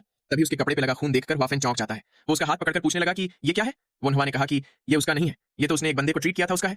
वाफेन पूछने लगा कि ट्रीट से क्या मतलब? अब क्या उसने बाहर घूमकर फिजिशियन की तरह प्रिटेंड करना शुरू कर दिया है? अब क्या वो रेपुटेशन कमाकर रॉयल कोर्ट में फिजिशियन बनने का सोच रहा है? वोनवा ने कहा कि ग्रेट फैमिलीज में भी ऐसे लोग होते हैं जो मेडिकल आर्ट से रेपुटेशन कमाते हैं, लेकिन फिलहाल बात वो नहीं है। वो उनकी माँ की डिजीज के लिए एक्सपेरिमेंट करने की सोच रहा है। वाफेन ने भी सरप्राइज होकर कहा कि उसे नहीं पता था कि वो ऐसा कुछ कर रहा है। तभी वाबॉक ने उसे कहा कि उसकी बताई हुई दवाई इफेक्टिव थी, लेकिन वो तो एक फिजिशियन है भी नहीं, इसलिए ये सब उसे नहीं करना चाहिए। वोनवा मन ही मन उसे कमीना बच्चा कहता है। वाफेन हंसते हुए उसे कहता है कि अभी उनकी माँ ठीक हो रही है, इसलिए वो उस पर ट्रस्ट करता है। वनवा ने भी मुस्कुराते हुए थैंक यू बोला। वाफेन ने उसे आगे बताया कि वाबॉक ने मुझसे तुम्हें सोर्ड्समैनशिप सिखाने को बोला है। वनवा पूछने लगा कि सोर्ड्समैनशिप। वाफेन ने कहा कि वो बिना सोर्ड के बाहर घूमता है, इसलिए वाबॉक वरीड था। वो उसे अपने पीछे आने को कहता है। उसके साथ जाते हुए वनवा ने सोचा कि उसे नहीं पता कि फ्यूचर में क्या होगा, इसलिए उसे ये सीखने का मौका ले लेना चाहिए। तभी वाफेन ने उसकी तरफ कुछ फेंकते हुए उससे वो पहनने को कहा। उस आर्मर को देखकर वनवा ने कहा कि ये कुछ ज्यादा ही मोटा है, इससे तो वो स्लो हो जाएगा। उसने शिकायत की कि अगर वो अकेला इसे पहनेगा तो ये तो अनफेयर होगा, वाफेन को भी पहनना चाहिए। वाफेन ने हंसते हुए पूछा कि क्या तुम मुझे हिट कर भी पाओगे? मुझे नहीं पता कि अगर तुमने बिना मुझे बताए कोई मार्शल आर्ट्स सीखा हो, लेकिन उससे कोई फर्क नहीं पड़ता। अगर तुम मुझे हिट कर पाओ तो मैं भी एक आर्मर पहन लूंगा। वोनवा ने उसे हिट होने के बाद रिग्रेट न करने को कहा। वो मन ही मन कहता है कि उसने काफी साल जी रखे हैं। हवाफिन भी उसकी तरफ लकड़ी की सोट फेंकते हुए कहता है कि उसे उम्मीद है कि उसे रिग्रेट हो। उसने पूछा कि क्या अब वो शुरू करे? वो दोनों ही आमने सामने खड़े हो गए। वाफिन वोनवा को पहले अटैक करने का मौका देता है। वोनवा ने सोचा कि जो सोर्ड्समैनशिप उसे ना आती हो, उसे यूज करने से अच्छा उसे अपनी पिछली जिंदगी में सीखा हुआ केंडो यूज करना चाहिए। उसने अपनी सोर्ड के साथ पोजीशन ले ली। फिर तुरंत ही उसने वाफेन पे अटैक कर दिया। तभी वाफेन ने अपनी सोर्ड बढ़ाई, जो कि सीधा वोनवा के पेट में जाकर लगी। उसके लगते ही वोनवा पीछे जा गिरा। वाफेन को उसकी सोर्ड बहुत ही धीमी लगती है। उसने वोनवा से पूछा कि वो इतना जल्दी क्यों स्विंग कर रहा है। वहीं वोनवा दर्द से कराहते हुए सोचता है कि वाफेन ने तो बस हल्के से पोक किया था, वो इतना तेज क्यों था। उसने उठ बैठते हुए कहा कि अब वो उसे अपनी असली स्किल्स दिखाएगा। अब की बार वो स्लैश करने की जगह स्टैब करेगा। वो फेंसिंग टेक्निक्स का यूज करेगा। फेंसिंग की तेज स्पीड के चलते वो उसे कम से कम एक बार तो हिट कर ही सकता है। वाफेन ये नई सोर्ड स्टाइल देखकर सरप्राइज हो जाता है। वनवा उसकी तरफ बढ़ते हुए सोचता है कि वो अपना हाथ जितना दूर जितना जल्दी हो सके उतना खींचेगा, लेकिन तभी वाफेन साइड में हटकर उसे ब्लॉक कर देता है। इससे वोनवा उसके पीछे जा गिरा। वाफेन जमीन पे लेटकर दर्द से कराहते हुए वोनवा की तरफ बढ़ा। वो उसे पोके करके पूछने लगा कि उसने अपना मार्शल आर्ट्स किससे सीखा है। वहीं वोनवा कहता है कि उसे पता था कि उसका भाई मार्शल आर्ट्स में अच्छा है, लेकिन इतना ज्यादा। वो हावाफेन से एक बार और लड़ने को कहता है। हावाफेन ने कहा कि ये मीनिंगलेस है, उसकी स्किल्स स्पारिंग के लिए अच्छी नहीं है। वो उसे खुद को फॉलो करने को कहता है क्योंकि अब वो उसे सब कुछ बेसिक से सिखाएगा। वोनवा भी हाँ कहता हुआ उसके साथ जाने लगा। वहां पे रस्सी से एक पत्थर लटका होता है। वाफेन ने उसकी ओर इशारा करते हुए पूछा कि क्या उसे टहनी पे लटका वो पत्थर दिख रहा है। वनवा को उसी पत्थर को स्टैब करने की कोशिश करनी होगी। वनवा ने पूछा कि क्या बस इतना ही। वो उसकी तरफ बढ़ते हुए सोचने लगा कि क्या उसे बस इस पत्थर को ही स्टैब करना है, ये तो काफी इजी है। क्या उसका भाई उसका मजाक उड़ा रहा है? तभी पीछे से वाफेन ने उसे डांटते हुए पूछा कि वो क्या कर रहा है। वनवा ने पूछा कि क्या हो गया। वाफेन ने सोर्ड की मदद से जमीन पर टैप करते हुए कहा कि इधर से करो। उसने वनवा को बिना डिस्ट्रैक्ट हुए ध्यान से देखने को कहा। वनवा सोचने लगा कि ये कुछ ज्यादा ही दूर नहीं हो गया। तभी हवाफेन तेजी से आगे बढ़ा और पत्थर को स्टैब कर दिया। वनवा ये देखकर पूरी तरह से हैरान रह जाता है। वाफेन ने उसे देखते हुए कहा कि अब उसकी बारी। वो पत्थर अभी भी झूल रहा था। वोनवा भी उसके साथ झूलते हुए देखने लगा। ख्वाफिन ने पूछा कि वो ये क्या कर रहा है। वनवा ने बताया कि वो इसके ठहरने का वेट कर रहा है। ख्वाफिन ने पूछा कि क्या उसने कभी एनिमी को एक जगह खड़े देखा है। वो उसे उस हिल रहे पत्थर को ही स्टैब करने को कहता है। वनवा ने पिस्ट होते हुए सोचा कि लेकिन जब वो स्टैब कर रहा था तब तो पत्थर स्थिर था, ये तो अनफेयर है। वो उस पत्थर को स्टैब करने की कोशिश करता है, लेकिन वो उसे हर बार चूक जाता है। ख्वाफिन वहां से जाते हुए उसे कहता है कि अगर वो 10 में से 3 बार कंसेक्यूटिवली सक्सीड हो जाए तो वो वापस जा सकता है। वहीं वनवा हाँफते हुए सोचता है कि ये तो स्टैब हो ही नहीं रहा। वो बार बार कोशिश करते हुए उस पत्थर को हिट हो जाने के लिए रिक्वेस्ट करता है। कुछ कुछ बार वो पत्थर को हिट कर भी देता था। थोड़ी देर बाद वो हाँफते हुए जमीन पर बैठ गया और इरिटेट होकर सोचने लगा कि वो 100 में से बस 3 बार ही उसे हिट कर पाया है। उसने सोचा कि क्या उसे मार्शल आर्ट्स पे गिव अप करके बस अपने मेडिकल आर्ट पे फोकस करना चाहिए, लेकिन तभी उसे अपना वो असैसिनेशन वाला दिन याद आता है। वो वनवा हाँफते हुए खड़ा हो गया और कहने लगा कि वो पिछली बार की तरह नहीं मर सकता। उसने डॉक्टर बनने के लिए काफी कुछ सहा था और अगर उसे कंपेयर किया जाए तो ये पत्थर तो कुछ भी नहीं है। वो फिर से हिट करने के लिए रेडी हो गया। ऐसे ही पूरी रात बीत जाती है। अगले दिन बर्ड्स की चहचहाहट के साथ सुबह होती है। वाफेन उबासी लेते हुए बाहर आया। वो सोचने लगा कि क्या पिछले दिन उसने वनहुआ को जो करने को बोला था उसमें वो सक्सीड हुआ। तभी उसे जमीन पर एक गड्ढा दिखता है। वो सोचने लगा कि ये गड्ढा क्या है। उसने इतना तो कितनी देर तक ट्राई किया होगा कि यहाँ गड्ढा बन गया। पेड़ की तरफ देखकर वो पूछने लगा कि यहाँ 3 पत्थर क्यों है। क्या उसने परहैप्स एक साथ 3 पत्थरों को मारने की कोशिश की थी। वहीं घर के अंदर वनहुआ आराम से सोकर उठता है। उसने अंगड़ाई लेते हुए कहा कि उसे अच्छी नींद आई। तभी अपना हाथ देखकर वो दंग रह गया। वो सोचने लगा कि ये क्या है। उसे एक दिन में ही मसल्स कैसे आ गए। ये अजीब है क्योंकि उसे तो दर्द भी नहीं हो रहा। क्या ये रीइंकार्नेशन से मिला बफ है। तभी उसे फिजिशियन बॉन्ग याद आते हैं। उसने उनसे आज मिलने को कहा था। सीन शिफ्ट होता है और हमें शहर दिखाया जाता है। फिजिशियन बॉन्ग का क्लिनिक ओपन हो चुका है। वो वहीं बैठे हाथ में कुछ पकड़कर कहते हैं कि उन्होंने ब्लैकस्मिथ से जल्दबाजी में ये नीडल भी बनवाई। वनवा अब तक आया क्यों नहीं। उन्होंने याद करते हुए सोचा कि इंसान की नसें पतली होती हैं, लेकिन वो तो मोटी नसों वाले पिग्स को भी स्टिच नहीं कर पा रहे थे। उन्हें इसकी आदत डालने के लिए कई 10 पिग्स लेने पड़ेंगे। तभी वनवा वहां पहुंच जाता है। उसे वहां देखते ही बॉन्ग खुशी से उसकी ओर बढ़े और पूछने लगे कि क्या उसने खाना खाया। वनवा ने कहा कि नहीं, अब तक नहीं। बॉन्ग उसे ले जाते हुए मुस्कुराकर कहते हैं कि तो पहले खाना खा लेते हैं। खाना देखकर तो वनवा की खुशी का ठिकाना ही नहीं था। वो मीट देखकर काफी एक्साइटेड हो जाता है। उसे रीइंकार्नेशन के बाद ये पहली बार मीट खाने को मिल रहा है। वो मील के लिए शुक्रिया करता है और खाने लगता है। तभी बॉन्ग ने उसे एक नीडल दिखाते हुए कहा कि उसने ये तैयार करवाया है। उसका इसके बारे में क्या ख्याल है। उस नीडल को देखकर वनवा काफी सरप्राइज्ड रह गया। वो पूछने लगा कि उन्हें ये कहां से मिली। उसने सोचा कि ये तो एकदम परफेक्ट है। बॉन्ग ने पूछा कि क्या ये खराब है। वनवा ने बताया कि नहीं, बल्कि ये तो उसने जितना सोचा था उससे भी बेहतर है। इसे किसने बनाया। वो सोचता है कि वो उससे और भी टूल्स बनवा सकता है। बॉन्ग ने बताया कि ये उन्होंने दूसरे शहर के ब्लैकस्मिथ से बनवाया था। वो लोग सोल्जर्स के वेपन्स बनाते हैं, लेकिन उन्होंने मुश्किल से उनसे ये बनवाने के लिए फेवर मांगा। वनवा भी उनकी बात ध्यान से सुनता है। फिर उसने उन्हें थोड़ी देर रुकने को बोलकर एक कागज निकाल के उस पर काफी सारे और टूल्स की ड्राइंग बनाने लगा। बॉन्ग ने पूछा कि ये सब क्या है। वनवा उन्हें सारे टूल्स के काम समझाता है, जैसे कि ब्लड वेसल्स पकड़ने के लिए, स्टिचिंग के लिए, हड्डी स्प्रेड करने के लिए, वगैरह वगैरह। बॉन्ग ने कहा कि वो गारंटी नहीं दे सकता क्योंकि ये सारे टूल्स बनवाने के लिए कुछ ज्यादा ही डिटेल्ड है। वनवा ने कहा कि अगर उसकी थोड़ी बहुत भी नकल होगी तो भी पेशेंट्स को ट्रीट करने में काफी हेल्प मिलेगी। थोड़ी देर बाद उसने खाना खत्म कर लिया। वो डकार मारते हुए फिर से खाने के लिए थैंक्स कहने लगा।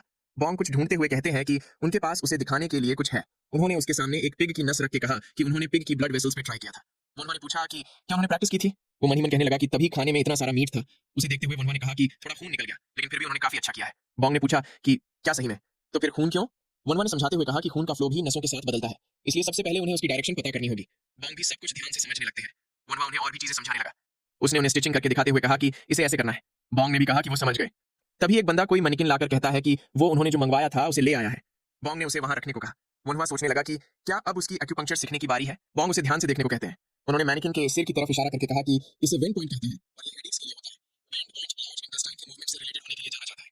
वनवा ने इतने सारे पॉइंट्स देखकर सोचा कि उसे तो लगा था कि बस कुछ ही एक्यूपंक्चर पॉइंट्स होते हैं। उसने बॉन्ग से पूछा कि क्या इस पर जितने हैं उतने ही एक्यूपंक्चर पॉइंट्स होते हैं। बॉन्ग ने बताया कि जहां तक उन्हें पता है बस इतने ही है, लेकिन कहा जाता है कि सिर्फ रॉयल कोर्ट के फिजिशियन को कुछ और स्पॉट्स भी पता है। वनवा सोचने लगा कि इसका मतलब उन लोगों ने अब तक सारे पॉइंट्स नहीं ढूंढे। तभी उसे कुछ अजीब फील होता है। उसे कुछ और पॉइंट्स दिखने लगते हैं। वो सोचता है कि क्या ये मॉडर्न एक्यूपंक्चर पॉइंट्स हैं। यहाँ तक कि उनके बाजू में एक्सप्लेनेशन भी लिखा हुआ है। ये मेमोरी की तरह नहीं बल्कि अपने सामने किताब पढ़ने की तरह फील होता है। क्या ये भी रीइंकार्नेशन के बाद मिली एबिलिटी है? तभी बॉन्ग ने कहा कि इतना एक्सप्लेनेशन बेसिक्स के लिए काफी है। वनवा का ध्यान अपनी तरफ ना पाकर उन्होंने टेबल पे हाथ मारते हुए पूछा कि क्या वो उन्हें सुन रहा है। वनवा ने डरते हुए हाँ में जवाब दिया। उसने गुस्से से भर चुके बॉन्ग से कहा कि वो सुन रहा था। बॉन्ग ने पूछा कि तो फिर अभी मैंने सी ऑफ विटैलिटी के बारे में जो कहा वो बताओ।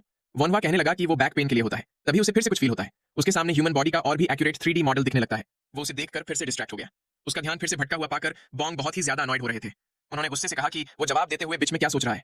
वनवा भी अपना ध्यान वापस उनकी तरफ करता है। बॉन्ग गुस्से से वहां से जाते हुए कहते हैं कि शायद वो अभी एक्यूपंक्चर के बारे में उनसे सुनने या सीखने के लिए रेडी नहीं है। वनवा कहने लगा कि ऐसी बात नहीं है। बॉन्ग ने कहा कि अगर ऐसा है तो वो चेक करेंगे कि वनवा सच में रेडी है या नहीं। वो किसी से उनके कमरे से ऑल एक्यूपंक्चर टेक्निक्स की किताब लाने को कहते हैं। सारी एक्यूपंक्चर टेक्निक्स की किताब के बारे में सुनकर वनवा भी दंग रह जाता है। बॉन्ग ने उसे काफी सारी किताबें दिखाते हुए कहा कि वो उसे 4 दिन देंगे। 4 दिनों में उसे इनमें लिखी हर चीज याद करनी होगी। तब तक वो उसे एक्यूपंक्चर टेक्निक्स नहीं सिखाएंगे। उन्होंने वो किताबें वनवा के सामने रख दी। वो भी इसके लिए मान जाता है। बॉन्ग ने कहा कि उन 4 दिनों तक वो ब्लड वेसल स्टिच करने की प्रैक्टिस करेंगे। वनवा उनसे माफी मांगता है। फिर बॉन्ग उसे 4 दिन बाद मिलने को बोलते हैं और घर जाते वक्त केयरफुल रहने को कहते हैं। घर की ओर जाते हुए वनवा सोचने लगा कि वो चीजें भी एक्यूपंक्चर सीखते वक्त ही क्यों दिखने लगी। शायद अब से उसे केयरफुल रहना होगा। फिर लेट होता देख वो भागकर घर जाने लगा। थोड़ी ही देर में वो अपने घर पहुंच गया। वो दरवाजे से अंदर घुसा ही था कि तभी किसी ने पूछा कि वो अब तक कहां था। ये वाफेन होता है जो उसे सीरियस एक्सप्रेशंस के साथ देख रहा था। वनवा ने उसे बताया कि वो फिजिशियन बॉन्ग से मिलने गया था। उसने उनसे कुछ एक्यूपंक्चर की किताबें भी बोरो की है जिसकी उसे जरूरत थी। इस पर सरप्राइज होते हुए वाफेन ने पूछा कि क्या वो बॉन्ग फैमिली क्लिनिक वाले फिजिशियन बॉन्ग की बात कर रहा है। क्या वो सच में डॉक्टर बनने की सोच रहा है। वनवा ने पूरे कॉन्फिडेंस से कहा कि हाँ बिल्कुल। उसे ऐसे देख वाफेन ने मुस्कुराते हुए कहा कि वो उसे अग्री करता है, लेकिन इसके लिए उसे उनकी मां को भी मनाना पड़ेगा। वनवा ने भी मुस्कुराते हुए कहा कि वो भी इसके लिए पूरी तरह से डिटरमिन्ड है। वाफेन उसके इस डिसीजन पे खुश होता है और आगे पूछता है कि क्या पिछले दिन वो सक्सीड हुआ था। वनवा ने एक स्माइल दी और प्राउड फील करते हुए कहा कि वो पूरे 10 बार सक्सीड हुआ था।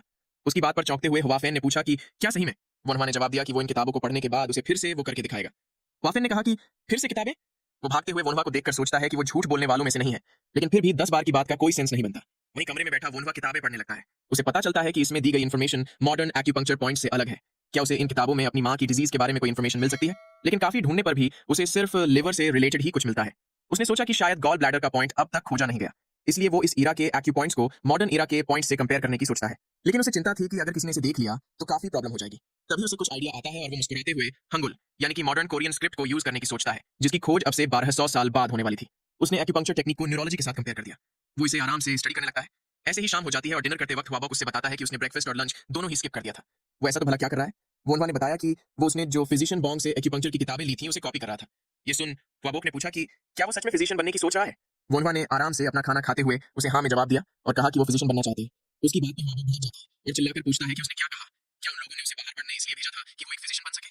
वोनवा पिस्ट होते हुए सोचता है कि सारा डॉक्टर बनने में क्या गलत है। वो भी वाबोक से थोड़ा ऊंचे आवाज में बात करते हुए पूछता है कि सिर्फ फिजिशियन से उसका क्या मतलब। वो लोगों को ट्रीट करने और जिंदगी बचाने वाली फील्ड के बारे में ऐसा कैसे बोल सकता है। वाबुक ने कहा कि उसके कहने का मतलब ये नहीं था कि लोगों का इलाज करना गलत है। वो बस इतना कहना चाहता है कि वो लोग एक ग्रेट फैमिली को बिलोंग करते हैं। उन्हें किताबों और अपने पूर्वजों की विजडम की मदद से अपने एम्परर को सर्व करना चाहिए। उसकी बात पे वोनवा इरिटेट हो जाता है। उसने उसे चिल्लाकर पूछा कि तो फिर वो खुद ही क्यों नहीं कर लेते। वो टेस्ट दे और उसे पास कर दे। उनके फादर और उनके ग्रैंडफादर, और अब वो ऐसा नहीं है कि उन्हें कुछ आता नहीं था इसलिए वो सब सिविल सर्वेंट नहीं बन पाए। लेकिन वो इसलिए सिविल सर्वेंट नहीं बन पाए क्योंकि उन लोगों ने कभी रिश्वत नहीं दी। वो आगे अपने भाई से कहता है कि आप काफी टैलेंटेड और अच्छे दिल के आदमी हो। आप बिना रिश्वत दिए भी गवर्नमेंट में काम कर सकते हो। लेकिन मैं ना तो वैसा इंसान हूं और ना ही उस रोल के लिए अच्छा हूं। इसलिए आप चाहे जो भी कहे, लेकिन मैं तो एक फिजिशियन ही बनूंगा। मैं लोगों की बीमारियों का इलाज करूंगा और उन्हें मरने से बचाऊंगा ताकि वो एक अच्छी जिंदगी जी सके। उसकी बात का ख्वाबोक भी कोई जवाब नहीं दे पाता। इतना कहकर वनवा वहां से जाने लगता है। वाफेन उसे उसके लिए रुकने को बोलता है। वहीं ख्वाबोक एक गहरी सांस छोड़ता है। वाफेन वनवा के गले में हाथ डाल के हंसते हुए बोलता है कि उसे नहीं पता था कि वो ऐसे भी बात कर सकता है। उसका छोटा भाई काफी बड़ा हो चुका है। वनवा ने कहा कि उसने कुछ ज्यादा ही डायरेक्टली बोल दिया, लेकिन वो सच था। वाफेन जवाब देता है कि हाँ, वो डायरेक्ट तो था लेकिन सही भी था। पर सच्चाई जानने में और उसे बोलने में काफी फर्क होता है। उनके बड़े भाई को भी सच पता ही होगा, लेकिन वो कभी बोल नहीं पाए। वनवा कहता है कि ये बहुत ही कॉम्प्लिकेटेड है। ख्वाफिन माहौल हल्का करते हुए मुस्कुराकर उसे कहता है कि जब कुछ कॉम्प्लिकेटेड लगे तो उसे पसीना बना के बहा देना चाहिए। वनवा पूछता है कि ये कब से होने लगा। वहीं ख्वाफिन उसकी बात को इग्नोर करते हुए उसका हाथ पकड़कर बैकयार्ड में जाने को बोलता है। वो ये भी पता कर सकता है कि वनवा 10 बार कैसे सक्सीड हुआ। फिर सीन शिफ्ट होता है और हमें वनवा एक के बाद एक तीनों पत्थरों को हिट करता हुआ दिखाई देता है। वो प्राउडली अपने भाई को बताता है कि देखो, मैंने स्टैप कर दिया। वाफिन भी उससे काफी इंप्रेस्ड हो जाता है। उसने टहनी पे और पत्थर लगाते हुए कहा कि उसे तो लगा था कि वोनवा के पास सिर्फ एकेडमिक टैलेंट ही है, लेकिन अब लगता है कि उसके पास मार्शल आर्ट्स का भी टैलेंट है। फिर वो अपनी स्वॉर्ड के साथ पोजीशन लेते हुए बताता है कि अब इस बार 6 पत्थर होंगे। वो वोनवा को बिना कुछ मिस किए ध्यान से देखने को कहता है। वो तेजी से स्वॉर्ड लेकर आगे बढ़ा और एक ही झटके में उन सारे पत्थरों को हिट कर दिया। वोनवा इंप्रेस्ड होकर तालियां बजाते हुए कहता है कि ये तो काफी अमेजिंग है। वाफिन उसे कहता है कि अगर वो ये कर पाए तो वो बैंडिट्स के ग्रुप से भी आसानी से नहीं हारेगा, इसलिए उसे मेहनत से ट्रेन करना चाहिए। वोनवा भी उसे ठीक है कहता है। फिर वाफिन उसे बताता है कि अब वो उसे ब्लॉक करना सिखाएगा। वो दोनों ही स्वॉर्ड के साथ आमने सामने खड़े हो जाते हैं। वाफिन उसे खुद पर अटैक करने को बोलता है। वोनवा ने सीरियस होते हुए सोचा कि उसने स्टैबिंग की काफी प्रैक्टिस करी है। वो तुरंत ही वाफिन की ओर बढ़ने लगता है, लेकिन वाफिन ने उसके सारे स्टैबिंग अटैक्स को डॉज कर लिया। वोनवा का अगला अटैक वाफिन ने अपनी स्वॉर्ड की मदद से ब्लॉक कर दिया, लेकिन तभी वोनवा को कुछ रियलाइज होता है। उसे वाफिन के पीछे एक ब्लाइंड स्पॉट दिखता है। वो तुरंत ही अपनी स्वॉर्ड उस स्पॉट पे स्टैब करने के लिए बढ़ाता है, लेकिन वाफिन उसके अटैक को फिर से ब्लॉक कर देता है। वोनवा ये देखकर दंग रह जाता है और कुछ कदम पीछे हटने लगता है। उसे यकीन नहीं हो रहा था कि उसके भाई ने इसे भी ब्लॉक कर दिया। वहीं वाफिन अब थोड़ा सीरियस होकर फाइट करने की सोचता है। वोनवा उससे थोड़ा दूर हटते हुए सोचता है कि उसे वाफिन से थोड़ा डिस्टेंस रखकर ओपनिंग मिलने का वेट करना चाहिए। इतना सोचकर वो पीछे हट ही रहा था कि तभी उसे अपने मुंह के पास स्वॉर्ड फील होती है। वो ये देखकर दंग रह गया। वो डरते हुए वाफिन से पूछता है कि वो यहाँ कब पहुंचा। वाफिन काफी खुश होकर उसकी तारीफ करते हुए कहता है कि उसकी फाइट अमेजिंग थी, उसे टेंशन नहीं लेना चाहिए क्योंकि वो बस उससे ही हारा है। वो उसकी थोड़ी देर पहले स्टैब करने के लिए की गई कोशिश की तारीफ करता है और सोचता है कि क्या ये बच्चा एक जीनियस है। वहीं वोनवा डिप्रेस होकर सोचने लगा कि वो अपने भाई को एक बार भी हिट नहीं कर पाया। वो पूछता है कि अगर वो अमेजिंग था तो उसने उसके सारे अटैक्स ब्लॉक कैसे कर लिए। वो वाफिन को बताता है कि उसे अगले दिन मार्केट जाना है, इसलिए आज की ट्रेनिंग वो यही खत्म करेगा। वाफिन उसे ठीक है कहता है और मेहनत से ट्रेनिंग जारी रखने को कहता है क्योंकि अगली बार से वो डिफिकल्टी लेवल और बढ़ा देगा। वोनवा ठीक है कहकर जाने लगता है। वहीं वाफिन सोचता है कि ये तो इतने बढ़िया मार्शल आर्ट्स टैलेंट का वेस्ट है। फिर सीन शिफ्ट होता है और हमें एक घर जैसा कुछ दिखाया जाता है जिसकी चिमनी से धुआं निकल रहा था। फिजिशियन बॉन्ग अंदर जाते हुए वहां बैठकर कुछ बना रहे आदमी से पूछते हैं कि क्या वो बिजी है। वो आदमी खड़ा होकर उनका वेलकम करता है और पूछता है कि वो कब आए। बॉन्ग वहां रखे सामान को देखते हुए बताते हैं कि वो बस अभी अभी ही आए हैं। वो आदमी उनके लिए चाय बनाने लगता है और पूछता है कि उन्हें इतनी देर रात को उसका क्या काम पड़ गया। बॉन्ग चाय पीते हुए उसे बताते हैं कि वो बस पूछना चाहते थे कि क्या वो उनके लिए कुछ चीजें बना सकता है। वो आदमी हंसते हुए पूछता है कि ऐसी तो कौन सी चीज है जो वो रिक्वेस्ट करने में इतना अनकंफर्टेबल फील कर रहे हैं। ये सुन बॉन्ग ने उसकी तरफ एक कागज बढ़ा दिया। उस कागज में ड्रॉ किए गए टूल्स देखकर उस आदमी ने पूछा कि ये क्या है। बॉन्ग ने उसे बताया कि ये लोगों का इलाज करने के टूल्स है। इलाज करने की बात सुनकर वो आदमी भी सरप्राइज रह गया। उसने बॉन्ग से पूछा कि क्या वो लोगों का इलाज करते वक्त इन टूल्स का इस्तेमाल करते हैं। बॉन्ग ने बताया कि इनका इस्तेमाल वो नहीं बल्कि उनका स्टूडेंट वोन हुआ करेगा। उस आदमी के वोन हुआ के बारे में पूछने पर बॉन्ग उसे बताते हैं कि वो एक यंग लड़का है, लेकिन वो बहुत ही ग्रेट है। अगले दिन सुबह वोन हुआ किसी को गुड मॉर्निंग कहते हुए पूछता है कि क्या वो आ गए, पर उन्हें तो पिछले दिन ही आ जाना चाहिए था ना। उन दोनों में से एक आदमी बताता है कि फिलहाल के वक्त माउंटेन पे काफी सारे बैंडिट्स हैं, इसलिए उन्हें थोड़ी देर हो गई। वोन हुआ उसे ठीक है कहता है और बताता है कि वो पहले सामान देखेगा। उन वीड्स को देखकर उसने कहा कि उसे हर्बल मेडिसिन के बारे में थोड़ा नॉलेज है, लेकिन वो पॉइजनस वीड्स के बारे में कुछ नहीं जानता, इसलिए क्या वो उसे थोड़ा एक्सप्लेन कर सकते हैं। दूसरा आदमी उसे उन वीड्स के बारे में समझाने लगता है। सब कुछ समझ लेने के बाद वोनवा को यकीन हो जाता है कि ये पॉइजनस वीड्स है और फिर वो उनसे इसका प्राइस पूछने लगता है। पहला आदमी बताता है कि इन सब के 2 कॉइन्स हुए। वोनवा मुस्कुराते हुए उनके एफर्ट के लिए थैंक्स कहता है और उन्हें 5 कॉइन्स देते हुए बताता है कि उसे अगली बार जब चाहिए होंगे तो वो उनके पास आएगा। ज्यादा कॉइन्स पाकर वो दोनों ही आदमी काफी खुश हो जाते हैं और उसे थैंक यू कहते हैं। वहां से निकलते हुए उन्होंने कहा कि उसे जब भी चाहिए वो उनके पास आ सकता है। वोनवा भी उन्हें ठीक है कहकर वापस जाते हुए अपना ख्याल रखने को कहता है। उन वीड्स को पकड़कर वो सोचता है कि इतना अमाउंट एक्सपेरिमेंट्स के लिए काफी होगा। अब वो एनेस्थीसिया बना सकता है। फिर वो वहीं पिछले दिन वाली बस्ती में पहुंच जाता है। लोगों से उस आदमी के घर का पता पूछते हुए वो उसके घर तक पहुंच जाता है। वो एक्सक्यूज मी कहते हुए घर के अंदर जाने लगा। बेड पर लेटा आदमी भी उसे मिस्टर फिजिशियन कहते हुए अंदर आने को बोलता है। वो वोनवा से माफी मांगता है क्योंकि उसकी वजह से उसे ऐसी जगह पे आना पड़ा। तभी वोनवा का ध्यान किसी चीज पर गया। वहां पिंजरे में कुछ चूहे पकड़ कर रखे हुए थे। उसे पिछले दिन वाला वो बच्चा याद आता है और वो इंप्रेस होते हुए सोचता है कि उसने काफी सारे चूहे पकड़ लिए हैं। फिर वो उस आदमी के पास जाते हुए पूछता है कि उसका पैर कैसा है। उस आदमी ने कहा कि वो ठीक है। वोनवा उसके पैर से पट्टी निकालते हुए देखने लगता है। उसमें इन्फेक्शन हुआ देखकर उसने मन ही मन कहा कि उसे पता था कि ऐसा कुछ होगा क्योंकि घाव को अल्कोहल से डिसइंफेक्ट नहीं किया गया था। उसने अपने पास से लिकर की बोतल निकाली और उसे डिसइंफेक्ट करने का सोचा। वहीं वो आदमी बोतल देखकर काफी खुश हो जाता है और पूछने लगता है कि क्या ये अल्कोहल है। ये पक्का अल्कोहल है। वोनवा ने पूछा कि क्या उसे अल्कोहल पसंद है। वो आदमी मुंह से लार टपकाते हुए कहता है कि वो पैसों की कमी के चलते उसे पी नहीं पाता। वोनवा ने एक कपड़े के टुकड़े पर लिकर डालते हुए कहा कि इस अल्कोहल का इस्तेमाल घाव को डिसइंफेक्ट करने के लिए किया जाएगा। वो आदमी पूछने लगा कि क्या वो बचा हुआ अल्कोहल पी सकता है। वोनवा ने मुस्कुराते हुए कहा कि अगर वो चाहे तो पी सकता है, पर फिर उसने ईविल स्माइल देते हुए कहा कि लेकिन उसके बाद उसे उसका पैर घुटनों के नीचे से काटना पड़ेगा। वो आदमी डरते हुए मना करने लगता है। डिसइंफेक्शन हो जाने के बाद वो उस आदमी को बताता है कि अब वो चूहों के साथ कुछ करेगा। वो आदमी उसे वो जो चाहे करने के लिए कहता है। वोनवा चॉपस्टिक से वीड्स पकड़कर चूहे के पास ले जाते हुए मन ही मन उन्हें इसे खा लेने को कहता है। उसके पास सिरिंज भी नहीं थी, इसीलिए उसे ये बहुत ही मुश्किल लगता है। वो आदमी पूछने लगा कि क्या वो उन चूहों को पॉइजन से मारने की कोशिश कर रहा है। वोनवा ने बताया कि वो बस कुछ टेस्ट कर रहा है। वो ऐसी हर्बल मेडिसिन ढूंढ रहा है जो किसी को कुछ देर के लिए बेहोश कर सके। वो उस आदमी से पूछता है कि क्या वो ऐसे किसी को जानता है जिसे पॉइजनस वीड्स के बारे में पता हो। उस आदमी ने बताया कि वो पॉइजनस वीड्स के बारे में जानता है, लेकिन उसे ऐसी किसी चीज के बारे में नहीं पता। तभी वो बच्चा घर आ जाता है। वहां वोनवा को देखकर वो सरप्राइज हो गया। वहीं वोनवा उसे देखकर खुश हो जाता है। उसने उसकी तरफ लिकर की बोतल बढ़ाते हुए कहा कि उसे डिसइंफेक्टेंट के लिए पानी की जगह इस अल्कोहल को यूज करना चाहिए। वो बच्चा झिझकते हुए कहता है कि लेकिन ये तो काफी महंगा होगा, और अगर उसके पापा ने इसे पी लिया तो? वोनवा ने उस आदमी को इवल लुक देते हुए कहा कि अगर ऐसा कुछ हुआ तो ज्यादा दिक्कत की बात नहीं है, उन्हें बस उसका पैर काटना होगा। वो आदमी भी डरते हुए कहने लगा कि वो उसे नहीं पिएगा। वोनवा उस लड़के को साथ में काम करने को कहता है। यहाँ पर हमें इस लड़के का नाम पता चलता है, इसका नाम होता है ओबो। वोनवा उसके साथ बाहर जाते हुए पूछता है कि क्या यहाँ आस पास कोई खाली घर है? ओबो ने हाँ में जवाब देते हुए कहा कि अगर वो चूहों के साथ एक्सपेरिमेंट करना चाहता है तो वो इस घर का यूज कर सकता है। ओबो से उंगली के इशारे से वो घर दिखाता है। उसके अंदर जाते उसने बताया कि यहाँ एक दादी माँ अपनी पोतियों के साथ रहती थी, लेकिन उनके मर जाने के बाद पोतियों को ब्रॉथल जाना पड़ा। वोनवा ने सोचा कि हर कोई मुश्किल हालातों से गुजर रहा है। वो दोनों बैठकर चूहों के पिंजरे को देखने लगे। वोनवा ने पूछा कि वो पॉइजन को राइस में कोट करके चूहों को कैसे खिला सकता है। ओबो ने पूछा कि क्या वो ऐसे ही नहीं खाएंगे? क्या चूहे इतने स्मार्ट होते हैं? वोनवा ने बताया कि वो स्मार्ट नहीं होते, लेकिन ये पक्का उनकी इंस्टिंक्ट्स होंगी, वो उसे खाते ही नहीं है। ओबो ने अपना 900 आईक्यू लगाते हुए कहा कि क्या होगा अगर हम पॉइजन उनके मुंह में इतना अंदर डाल दे कि वो उसे बाहर निकाल ही ना पाए। वोनवा भी इस आइडिया पे खुश होते हुए कहने लगा कि तो फिर वो खुद उसका मुंह खोलेगा और ओबो उसके मुंह में खाना डालेगा। वोनवा मुश्किल से चूहे को पकड़ते हुए ओबो से जल्दी करने को कहता है। ओबो भी उसे खिलाने की कोशिश करते हुए कहता है कि वो ट्राई कर रहा है। ऐसे ही करते हुए उन्होंने चूहे को चावल के 5 दाने खिला दिए। चूहे को होश खोता देख वोनवा ने कहा कि ये तो सही में इफेक्टिव है। ओबो ने बताया कि उसे नहीं लगता कि ये बच पाएगा। वो अब की बार 4 दाने ट्राई करने को कहता है। ऐसे ही करते करते उन्होंने 3 चूहों को निपटा दिया। वोनवा बाकी बचे चूहों को देखकर सोचने लगा कि क्या LD50 चावल के 2 दाने जितना है। उसे ये काम काफी लंबा लग रहा था। उसने खड़े होते हुए ओबो से वहीं रुककर देखने को कहा कि चूहे कैसे मरते हैं। ओबो ने कहा कि लेकिन उसे तो अगले दिन सुबह काम पे जाना है, इसलिए उसे जल्दी सोना होगा। वोनवा ने मुस्कुराकर उसके हाथ में 5 कॉइन देते हुए कहा कि ये उसके अगले दिन के काम के लिए, अब उसे कहीं और काम पे जाने की जरूरत नहीं पड़ेगी। ओबो कहने लगा कि 5 कॉइन्स तो काफी ज्यादा है। वोनवा ने वहां से बाहर निकलते हुए कहा कि ये उसका डिसीजन है, क्योंकि वो खुद पैसे दे रहा है। फिर सीन शिफ्ट होता है और हमें हुआ रेजिडेंस दिखाई देता है। वोनवा घर पहुंचकर गहरी सांस लेता है। तभी किसी ने उसके गले में हाथ डालते हुए पूछा कि क्या वो वापस आ गया? वाफेन उसे फिर से ट्रेनिंग करने को कहता है। वोनवा ने कहा कि वो काफी थक चुका है, लेकिन वाफेन ने उसे साथ ले जाते हुए कहा कि वो अभी थकने के लिए काफी छोटा है। ऐसे ही वो दोनों फिर से बैकयार्ड में आमने सामने खड़े हो गए। वाफेन ने पूछा कि क्या उसे जो पिछले दिन उसने ब्लॉकिंग टेक्निक दिखाई थी वो याद है? वो अपनी सोर्ड के साथ रेडी होते हुए वोनवा को वही टेक्निक ट्राई करने को कहता है। वोनवा पहले तो अनॉयड होते हुए उसे खुद को रेडी होने के लिए थोड़ा टाइम देने को कहता है, लेकिन बाद में अपनी पोजीशन लेकर ट्राई करने के लिए रेडी हो जाता है। वाफेन ने उसे देखकर स्माइल दी और फिर तुरंत ही उसकी ओर झपट पड़ा। उसको इतना तेजी से आता देख वोनवा हैरान रह जाता है। वाफेन की सोर्ड से ब्लू एनर्जी निकलने लगती है। ये देखकर तो वोनवा और भी सरप्राइज्ड हो जाता है। उसे समझ नहीं आ रहा था कि ये क्या है, लेकिन फिर भी उसने अपनी सोर्ड रेडी कर ली। उसने सोर्ड स्विंग करके वाफेन का पहला अटैक ब्लॉक कर दिया। ये देखकर वाफेन तुरंत ही पीछे हटने लगता है। उसे यकीन नहीं होता कि वोनवा ने उसे ब्लॉक कर दिया। वहीं वोनवा पूछता है कि उसने अभी अभी क्या किया। उसे अपनी तरफ कुछ आता हुआ दिखा था, लेकिन वाफेन अभी भी पूरी तरह से हैरान यही सोच रहा था कि उसने इसे ब्लॉक कैसे कर लिया। ये अब्सर्ड है। आखिर ये बच्चा चीज क्या है? उसने वोनवा से कहा कि उसने एक्सपेक्ट नहीं किया था कि वो इनर एनर्जी भी ब्लॉक कर सकता है। वोनवा इनर एनर्जी का नाम सुनकर सरप्राइज होते हुए पूछने लगा कि क्या ये वही गोकू वाली एनर्जी है? वाफेन ने बताया कि इसे इनर क्यूई टेक्निक भी कह सकते हैं। वोनवा की आंखें ये सुनकर चमक उठी और वो अपने भाई से पूछने लगा कि क्या वो उसे भी ये टेक्निक सिखाएगा। वाफेन उसे टालते हुए इस बारे में बाद में कभी बात करने को कहता है। वो उसे बताता है कि पहले उसे ट्रेन होना पड़ेगा। वोनवा ने उसके सामने शर्त रखी कि अगर वो वाफेन का अटैक एक बार में ब्लॉक कर पाए तो उसे वो टेक्निक उसे सिखानी पड़ेगी। वाफेन स्मर्क करते हुए उसे एरोगेंट बच्चा कहता है। उसने तुरंत ही वोनवा पर अटैक कर दिया। वोनवा ने उसके 2 अटैक्स अपनी सोर्ड से ब्लॉक कर दिए, लेकिन बाकी के 2 अटैक उसे लग जाते हैं। वाफेन सोचने लगा कि क्या इसने फिर से ब्लॉक कर दिया। वोनवा अफसोस जताता है कि वो 2 बार हिट हो गया। वाफेन ने पूछा कि क्या वो अभी से थक गया। वोनवा ने कहा कि वो अपने छोटे भाई पे कुछ ज्यादा ही हार्ड हो रहा है।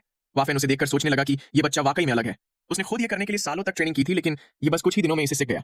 फिर वो वहां से जाते हुए कहने लगा कि अभी के लिए इतना काफी है। वो वोनवा को अपने साथ होंगसियोन चलने को कहता है, क्योंकि वो उसके लिए कुछ डिलीशियस खरीदना चाहता है।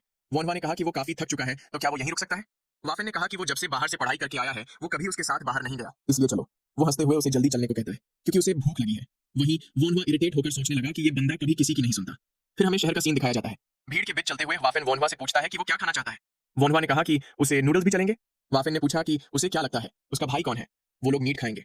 खाने की टेबल पर बैठकर वाफेन ने वोनवा को ड्रिंक करने के लिए कहा, लेकिन अपने बड़े भाई को बताने से मना किया कि उसने उसे अल्कोहल दिलाया था। वोनवा भी उसकी बात मान जाता है। वो अपने भाई को ड्रिंक सर्व करने लगा। वो खुश होते हुए उसे पहली ड्रिंक के लिए टोस्ट करने को कहता है। वाफेन को समझ नहीं आता कि ये टोस्ट क्या होता है। वो सोचने लगा कि ये बच्चा पक्का बाहर से अजीब चीजें सीख रहा है। वोनवा अपने भाई को टोस्ट करना सिखाते हुए कहता है कि वो तो बस सेलिब्रेट करना चाहता है, क्योंकि ये उसके साथ पहली ड्रिंक है। वाफेन भी उसकी बात सुनकर खुश हो गया। दोनों ने ही साथ में चीयर्स किया और अपनी अपनी ड्रिंक पीने लगे। वोनवा को ये काफी अच्छा लगता है, क्योंकि उसे पिए हुए काफी टाइम हो चुका था। तभी कोई चिल्लाकर किसी को गाली देता है। वोनवा सोचने लगा कि उसे लगा ही था कि कुछ दिनों से कुछ ज्यादा ही शांति है। किसी के बीच में लड़ाई होने लगती है। एक बंदा किसी के ऊपर चढ़ के मारते हुए कहता है कि उसने उसके जैसा कमीना कभी नहीं देखा। नीचे लेटा बंदा कहता है कि साले ये एक मिसअंडरस्टैंडिंग है। पहले आदमी ने उसे एक मुक्का जड़ते हुए कहा कि कमीने पैसे उड़ाने के लिए और भी जगह होती है, तेरी हिम्मत कैसे हुई अपने दोस्त की औरत पे ये करने की। नीचे वाला बंदा कहता है कि बात ऐसी नहीं है, लेकिन पहला वाला बंदा बिना उसकी बात सुने उसे पीटने लगता है। वोनवा ने सोचा कि उसे उम्मीद है कि इतने बुरे तरीके से पीटने के बाद कुछ दिक्कत ना हो जाए। पहले वाले आदमी ने दूसरे बंदे को मुंह पर एक जोरदार पंच मार दिया। वोनवा ने सोचा कि ये वाला तो काफी डेंजरस था।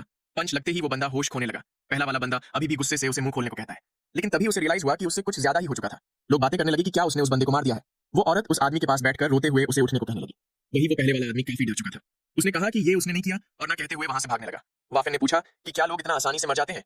वोनवा कहता है कि उसे जाकर उस बंदे को चेक करना चाहिए।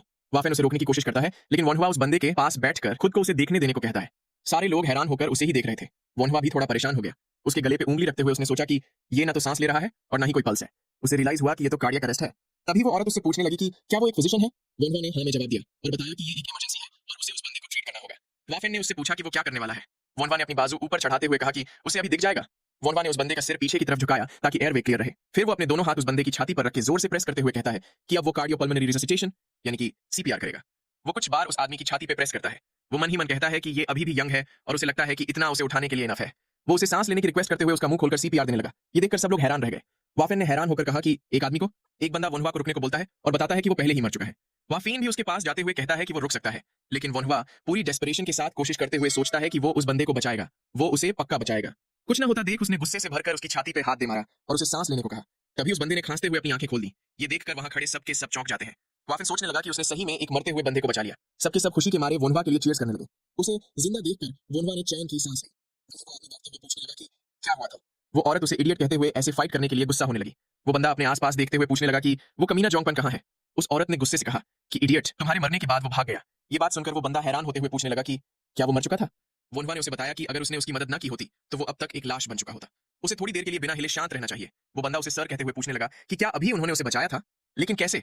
वोनहुआ उसे बताता है कि सीपीआर की मदद से कार्डियक अरेस्ट पड़ने पर लोगों को बचाया जा सकता है। तभी उस बंदे ने अपने माथे पर हाथ रख लिया। उसका सिर काफी दर्द कर रहा था। वोनहुआ ने बताया कि हार्ट के रुकने पर सबसे पहले दिमाग पे ही असर पड़ता है। अगर वो ज्यादा हिला तो वो मर सकता है, इसलिए उसे लेट जाना चाहिए। ये सुन वो बंदा भी डरते हुए मान गया। वोनहुआ ने कहा कि वो थोड़ा बहुत हिल सकता है, बस ज्यादा नहीं हिलना। वो बंदा उसका शुक्रिया अदा करते हुए कहता है कि वो उसे पैसे देना चाहता है। वोनहुआ भी सोचने लगा कि पैसे ना लेना वियर्ड हो जाएगा। वो उस औरत के कपड़े देखकर सोचने लगा कि ऐसा लगता है कि इसके पास काफी सारे पैसे हैं, इसलिए उसे ले लेने चाहिए। तो फिर वो थोड़े पैसे ले लेगा। उस आदमी ने सिल्वर कॉइन देते हुए उसे वो रखने को कहा। सिल्वर कॉइन देख के दोनों ही भाई चौंक जाते हैं।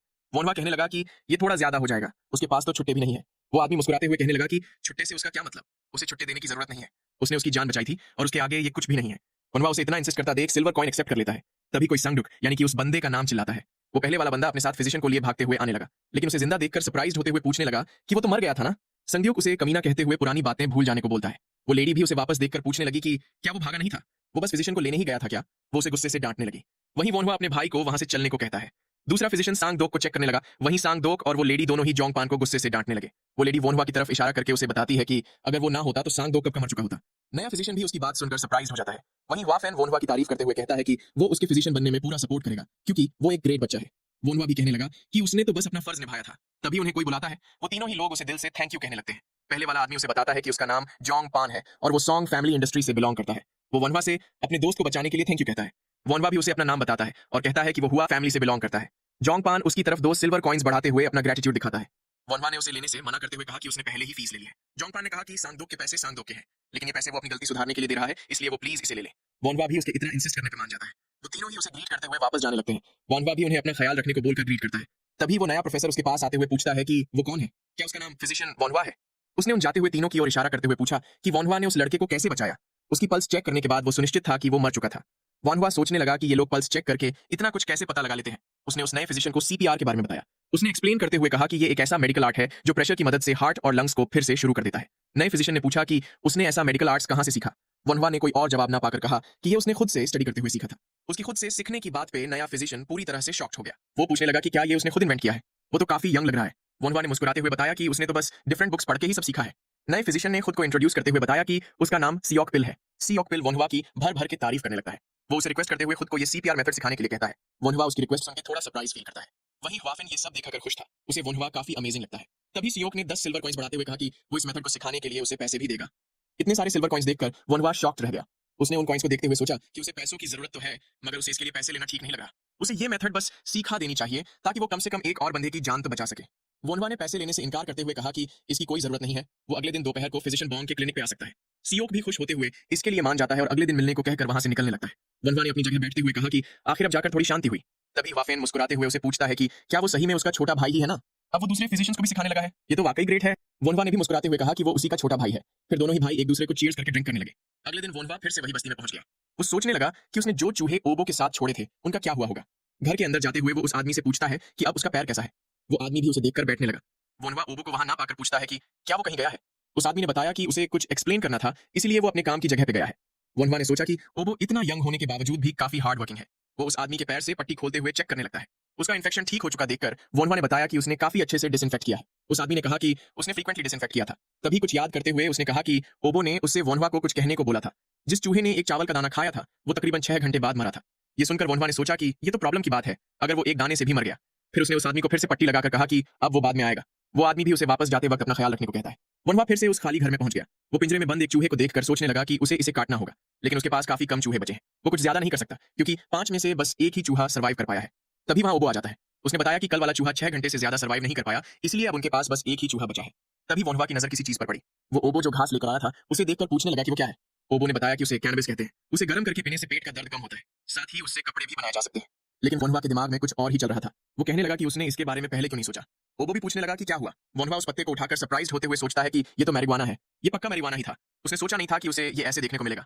जिस हिसाब से इसकी साइज है इसमें पक्का काफी सारा THC होगा। वोनवा काफी ज्यादा खुश होते हुए सोचता है कि अगर उसके पास मैरिजुआना है तो वो एनेस्थेटिक बना सकता है।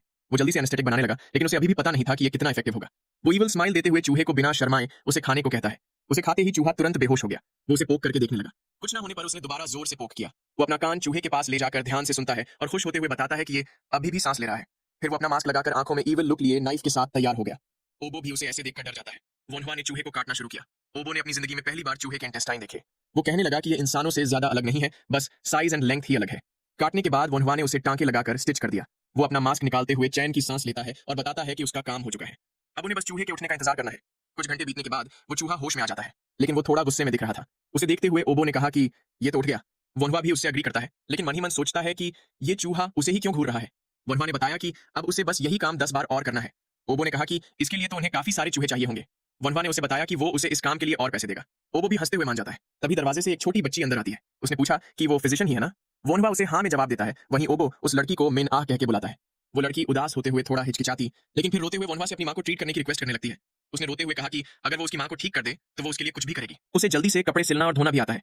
वनवा उसे सीरियस एक्सप्रेशन के साथ देखने लगता है। ओबो उस लड़की को शांत कराने की कोशिश करता है। वहीं वनवा पीछे एक कपड़ा बिछाने लगता है। वो मुस्कुराते हुए ओबो से मिना की माँ को ले आने के लिए कहता है। थोड़ी देर बाद उनकी पल्स चेक करते हुए वनवा बताता है कि उन्हें बस थोड़ा कॉफ है, इसलिए चिंता करने की कोई बात नहीं है। उन्हें किसी भी ट्रीटमेंट या दवाई की कोई जरूरत नहीं है।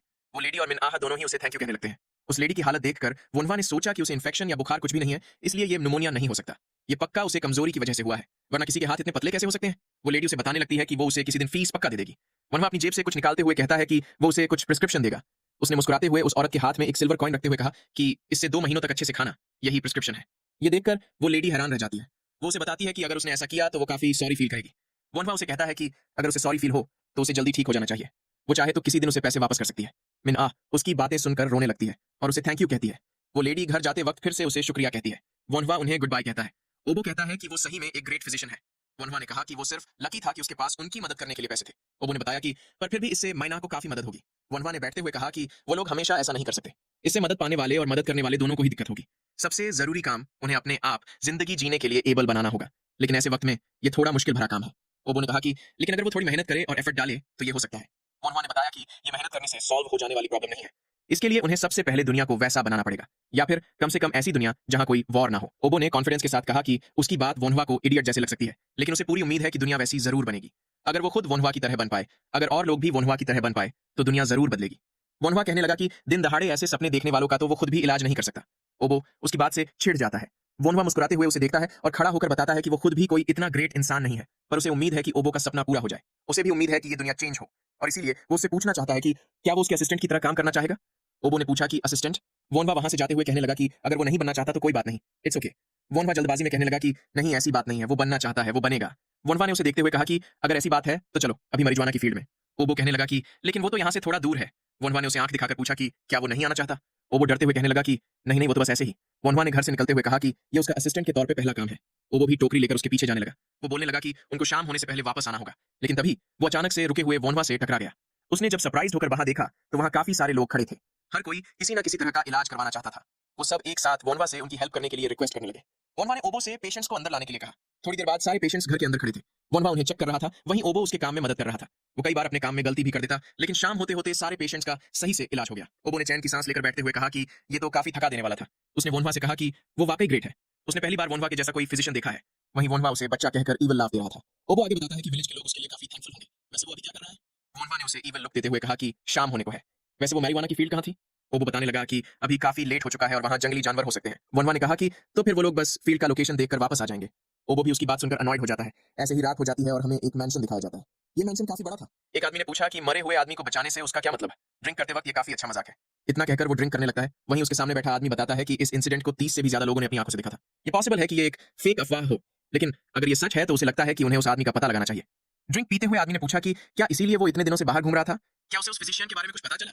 खड़ा हुआ आदमी बताता है कि उसने कुछ रूमर सुने हैं और उसके हिसाब से वो एक 20 साल से भी कम उम्र का लड़का है। ड्रिंक करते हुए आदमी ने कहा कि अगर ये सच है तो वो पक्का एक ओल्ड इमॉर्टल होगा जिसने एक बच्चे का भेष लिया है। इस आदमी का नाम इंचो होता है और ये यहाँ का गवर्नमेंट ऑफिशियल है। अगले दिन सुबह हमें फिजिशियन बॉन्ग का क्लिनिक दिखाई देता है। वोनवा उन्हें पहले ब्लड वेसल स्टिच करने के बारे में बताता है, फिर वो उन्हें सीपीआर के बारे में बताता है। उसने कहा कि वो उनको ये दोनों चीजें सिखाएगा। वो दोनों ही इस बात पे काफी खुश हो जाते हैं। उन दोनों ने एक्साइटेड होकर टेबल पे काफी सारे पैसे रख दिए और कहने लगे कि ये उनकी सिंसेरिटी है। वोनवा मना करते हुए बताता है कि उन्हें ये करने की कोई जरूरत नहीं है, लेकिन वो दोनों कहने लगे उसे पैसे ले लेने चाहिए, उसकी मेथड्स के आगे ये कुछ भी नहीं है। वोनवा भी वहीं बैठा उनकी बातें सुने जा रहा था।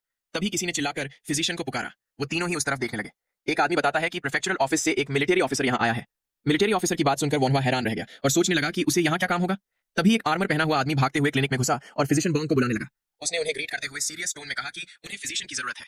माउंटेन बैंडिट्स से लड़ते हुए काफी सोल्जर्स इंजर्ड हो गए हैं और वो भी मर रहे हैं। ये एक इमरजेंसी है, इसलिए प्लीज थोड़ा जल्दी करें। फिर से बैंडिट्स के बारे में जान के वो तीनों ही सीरियस हो गए। सियोक ने कहा कि ये एक बड़ी प्रॉब्लम है, बॉन्ग उसे जल्दी चलने को कहते हैं। तभी पीछे से उन्हें वोनवा बुलाता है। उसने कहा कि वो भी उनके साथ आना चाहेगा। तो इस पार्ट को अब हम यही खत्म करते हैं। अगर आपके पास मेरी फ्यूचर वीडियोस के लिए कोई सजेशन है तो आप नीचे कमेंट सेक्शन का यूज कर सकते हैं। और अगर आप वोनवा के आगे के एडवेंचर्स मिस नहीं करना चाहते तो इस चैनल को सब्सक्राइब करके बेल आइकॉन दबा दें।